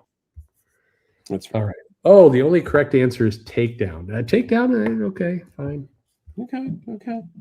All right, here's Ian. Ian's with me. What It Sounds Like. There you go. Nice. So, we got it. I don't know why they do a sequel here. I think it's a bad idea. But by the way, this is something I would love to do a video with you on another time. But 2000 AD, to me, and Judge Dredd in particular, is one of those things. I think Judge Dredd is probably the worst understood comic today, because the way they view that comic is completely different from how that comic was intended and what they were doing there. And it was a very kind of sharp satire book. And I think people view it as a straight up action book. And it was never that. No, I love Judge Dredd. That especially like 70s, 80s through the 90s. Like there's some absolutely incredible stuff. You get some early work from Dave Gibbons, Brian Bolland, Steve Dillon. Yeah. Just incredible. Like absolutely gorgeous stuff and really powerful stories. I mean, amount of stories like you read, like there's long arcs, and some bigger things like America. I really like. There's the what was it, Apocalypse War, the Cursed Earth, which is a very early story, and that is incredible. A lot of the stuff with Judge Death, like it's so many great things in Judge Dredd. It's so sarcastic, so biting, so like it scratches so many itches for me. And whether it's a long arc or it's like an 8-page story, and you'll get like an 8-page story where it's like a kid fighting with a mom or something in an apartment, and then a judge like knocks down the door and just like shoots the kid through the head and then goes like, "Man, you're under arrest for causing a disturbance." And like shit like that. And it's just so fucking, it's funny and it's witty and it's thoughtful. Like John Wagner is one of the single most underrated comics writers ever. 100%. 100%. It's so to the question, by the way, look, I'm quite humbled by the fact that there's like 75 of you in the chat right now. It's been going up and down between the high 60s and the 80s. Thank you for remembering that we exist. Joe's bringing all the people here. But thank you. And if you hit the like button, YouTube comes to my house and gives me a blowjob. So I would love let's that'd be great. For every 10 likes, an Arby's dies. Is how it works. Finally. And the audience started sinking as soon as I started saying this. Anyway, so to the question that's on screen right now, are you saying the Stallone Judge Dredd movie is actually the more accurate one to the comics? No, it's a less accurate movie than the one from the, was it like 2010 or 11 or whatever? Yeah, the Carl Urban one. Like it's the Carl Urban one feels like maybe a little more like comics in some ways, but not Yeah, all the ways. And the one with Stallone it's a delightful mess. it is. I kind of have fun with it. I mean, Demolition Man is a better mess, but I'm with you. Yes, Yeah. it absolutely is. And absolutely, I am very grateful that High School Musical and whatever that other one was, like Fairies versus Zombies, whatever that other dumb Disney Channel mm, thing. We missed both those, and I'm eternally grateful for that. Um, oh man, did you miss Descendants too? Mostly, they watched it, but it didn't take like other things. The I got lucky. I think my kids came into an era where they really liked Claus on Yeah, Netflix. yeah, It's an awesome that's a movie. good one. Yeah. I mean, for all the jokes, I'm not the target demographic for K-pop Demon Hunters, but I'll take that over a High School Musical any day of the week. So it is good. Lots of people, by the way, saying hello to you. Hi, Lane. Great to see you. And Oh, hey. yeah, it's like good friends coming on here. Yeah, Um, yeah, look at all these people.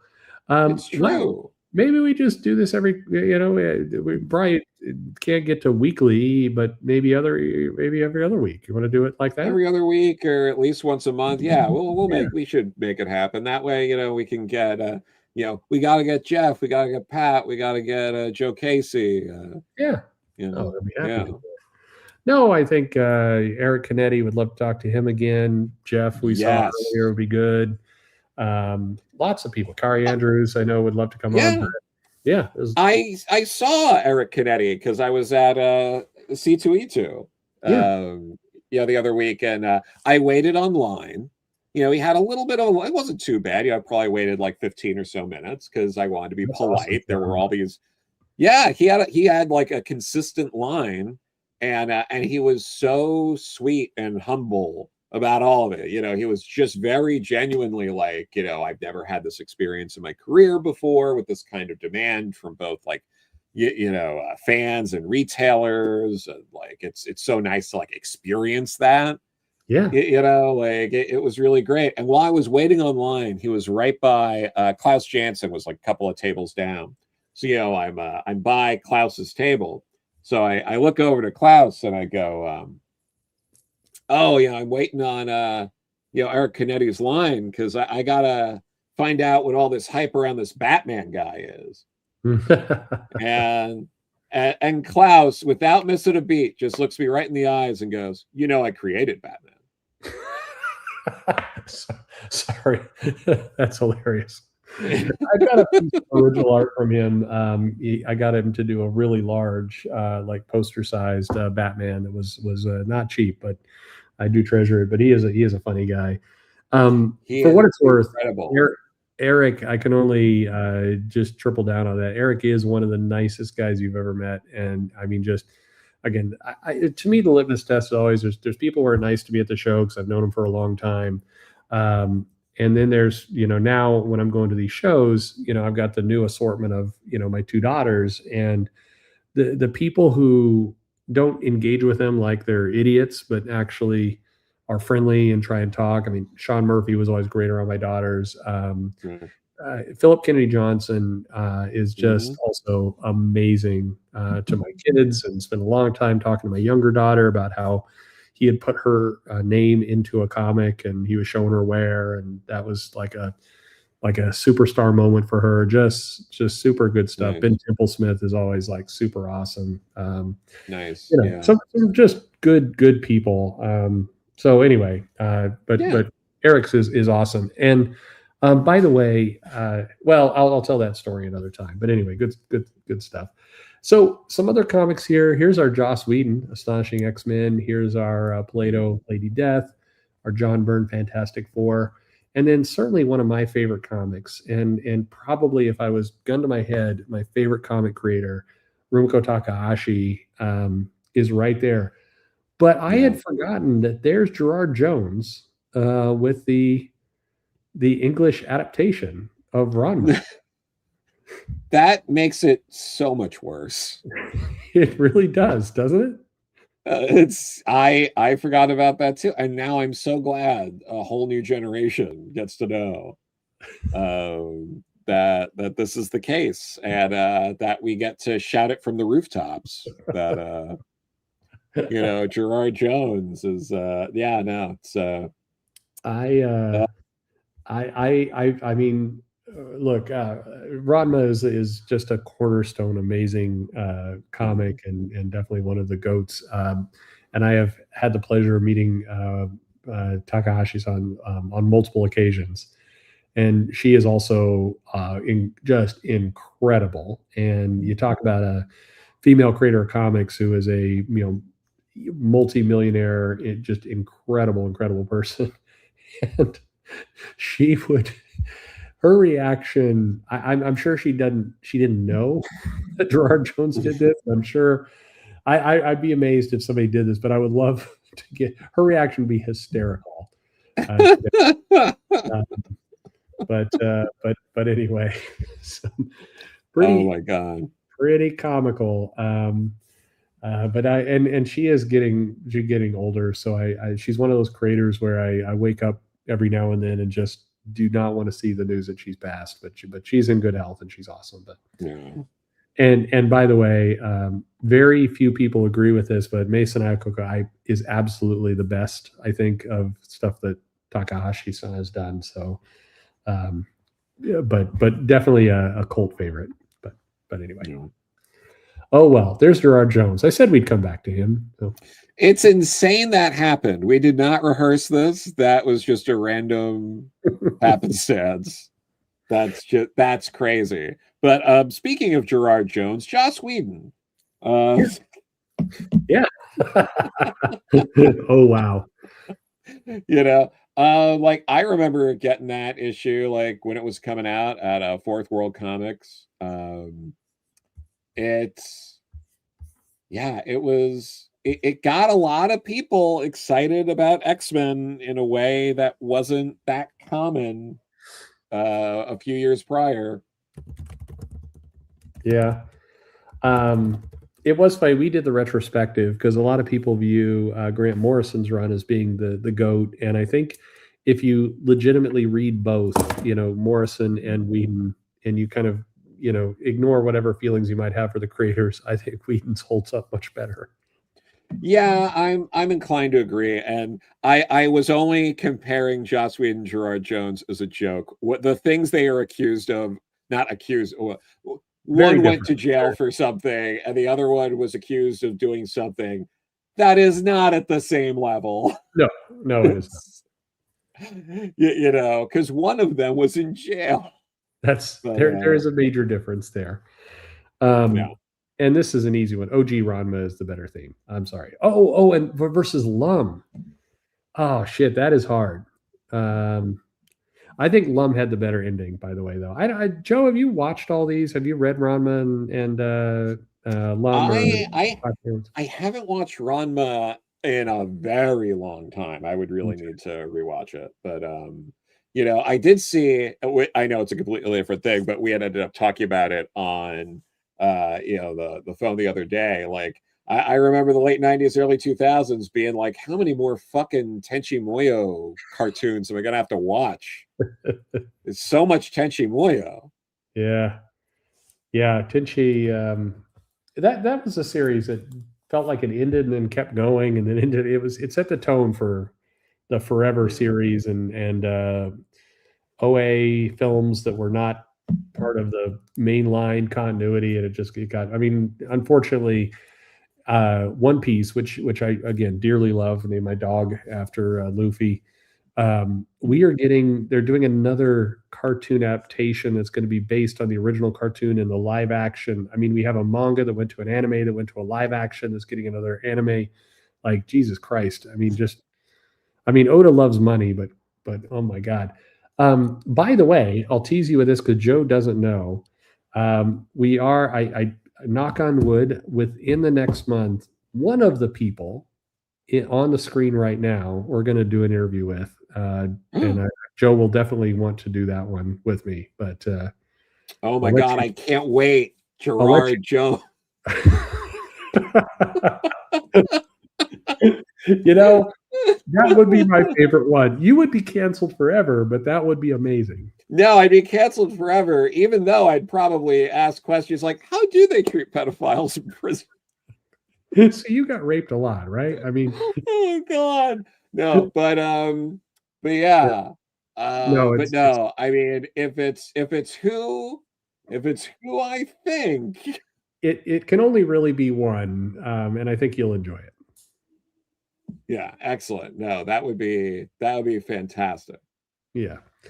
Um, Takahashi would also be amazing, but not her. Yeah, I figured it wasn't Takahashi. Yeah, You know, unfortunately, it's not John Cassidy. no, it's a real shame. I love John Cassidy. I have my first run of the omnibus signed by John Cassidy. Yes. Oh, very Yeah. nice. Oh, yeah. Yeah. Well, also Joss Whedon, I think would get you into trouble with some people. So anyway, we'll see. He'd We'll get me in see. less trouble than Gerard Jones, but Gerard Jones would be the better interview. Oh, that would be amazing. That would be amazing. It's the third one. Anyway, we'll go on to this last page. So I think this is the last bit of comics we have, and we're going to slowly wrap this thing up. But you know, Ooh. how about all this? We got. Did you ever read that Remender Low series? I liked Low. Like Low wasn't my favorite Remender series, but I liked it. Yeah. Yeah, I'm the same. He has better ones, but I think that one was one that kind Yeah. of slipped through the cracks a little bit. Um, there's Kirkman building a little empire, so there you go. And then I Yeah. do not remember this. I read a lot of Power Man and Iron Fist. I'll be honest. One of the things that always struck me about that series was how often the writer and artist had Luke Cage in particular tied up with rope and hung be places. It happened a lot more than you think. I mean, happening more than zero is more than I think. So I mean, this is issue yeah. 80. I would say it happened 50 times. it's it was a lot. Well, like, yeah, I wish they did some better things with it, but yeah, at the same time, I mean, those Iron Fist issues that really got like Claremont going. I love Yeah. was it? I love that Iron Fist was the first appearance of Sabretooth. Yeah. So silly. Sure. So silly. But, Um, we'll kind of wrap up with one question and we'll go to the end here. What is the best book you read in the last month? the best book I read in the last month. Yeah. That's like a new book. You know, one of the I really liked that the green like the last but that Green Lantern issue right before 600 that had like the whole proposal and all like Yeah. all that with that was really good. I really liked that issue a lot. It was good. Yeah. So maybe that. But yeah, like Green Lantern's still been really solid. I It did is. really I did really like the Flash. I like Gavin Guidry doing that. And he has a bunch of those pages on sale from his first issue on the Flash Pretty at cheap pretty too. reasonable prices. Yeah. Yeah. For people interested in that. But like, I mean, it's not it's not the kind of story I would personally tell, but that doesn't make something a bad story. It just means Right. it's not what I would do. But like I was reading and like, you know what? This is not how I would this is not a story I would tell, but the way it's being told, I did find myself being like, oh, where is this going to go? Yeah.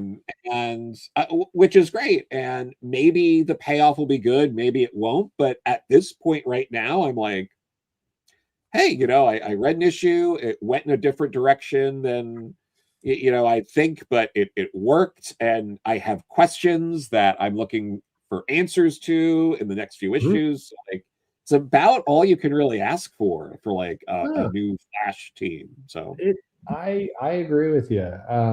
I think that's a good book. I think DC has some solid things out right now. And somebody in the chat's mentioning Sacrificers. I am really enjoying that book. I mean, this is probably not my favorite book, but it's a top of mind one from this week. I think Firestorm was great. I really liked what they did there. I think it's I'm gonna have to read it. Yeah. It's a logical new take. It may go completely to shit, but it is it like you just said, actually, it leaves you with a bunch of questions, and I think it was pretty solid. So, yeah, you know, all in all, some good stuff. I think there are a decent amount. I mean, shit, there's 800 printed books and 1,600 total books, so gotta be something out there that we like. yeah. It's still fun to be a comic fan, but there is work to be done. But okay, so I think we're coming slightly to an end here. We've been going for about 2 hours and 11 minutes. I have a huge thank you to Joe for doing this. We have a great Silver Age Moray FX Superman here that is using his heat vision to dry his laundry, which is a class move. He also is in a wheelchair for some reason. I don't know what's going on there. I'd be remiss. One last thing. Conan. Yeah, Conan continues to be an awesome book, and get a chance to have a meal with Jim Zub here coming up. So I'm looking forward to that quite a bit. Don't know if anybody's going to be at the Dallas Comic Con. In theory, I'm going to be there. So happy to buy you a beer if you happen to be there. I saw a couple people in the chat are from Austin. I'm going to be down there in a couple weeks, and feel free to hit me up. And if you happen to live in Switzerland or Paris, I'll be there in a week and a half. So why not? This sounds like I'm bragging at this point. I'd like to not do any of these things. I don't like living on a plane. But Joe, it's been a long time. I'm glad we got a chance to do this again. We let's next week will be hard, but 2 weeks I'll be jet lagged. But why don't we try doing this a week? Yeah, no, that'd be great in a couple of weeks because not this weekend, but the next weekend I'm going to be tabling at the Brooklyn Indie Comics Showcase. So for people local to New York, it's in Brooklyn at Industry City. And it's free to attend. So perfect. So you can check out. There's a bunch of local creators are going to be there. Come see Joe. It'll be fun. Come see Joe. If you're in the chat, you haven't hit like, I guess hit like, and that will kick YouTube in the ass to notify you next time we do this. I'll try and give more warning. We gave a little bit of a warning, but nobody reads a community post anyway. And we'll reach out to Pat or Eric or one of these people or Jeff to do something with him. And it's just I was a little nervous of coming back and doing this because it's been a while, but it's been great. Yeah, no, this was a lot of fun. It's insane this many people are here. Yes, they remember us. That's nice.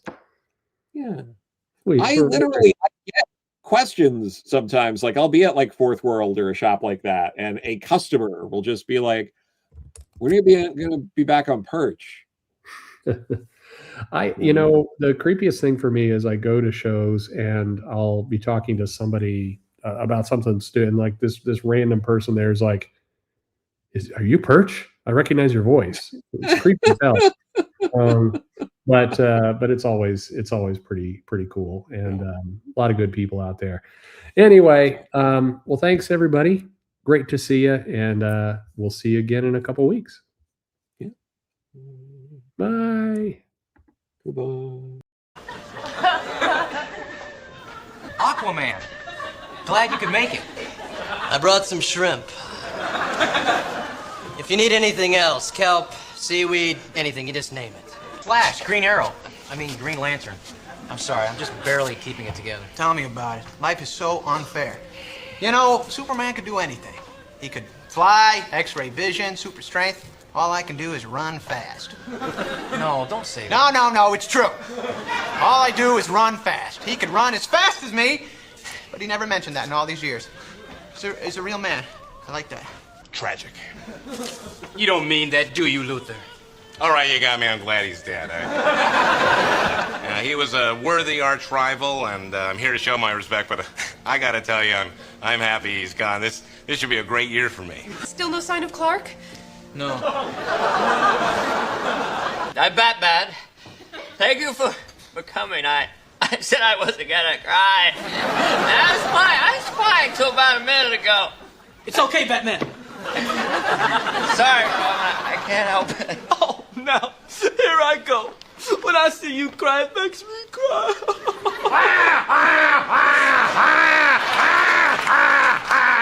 Stop laughing, Penguin. I'm not laughing.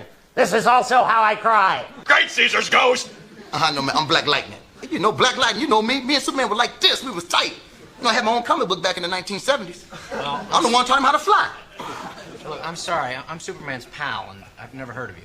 Come on, man, Black Lightning. I shoot electric charges, you know. That's Batman after he know me. Yo, Batman, what's up, man? It's me. Yeah, I'm sorry, but you're gonna have to go. All right, man, why don't you eat some lightning bolts, chump? Ow! Some people here from Marvel Comics that come to pay their respects. Hulk not good with words. Superman was that rarest of things. Every superhero owes him a debt of gratitude and homage. His life was the superhuman expression of the noblest aspirations of man. And in death, he has become the ideal. Of my friend Superman, I can only say this. He was my hero. We're gonna have to try to carry on without Superman.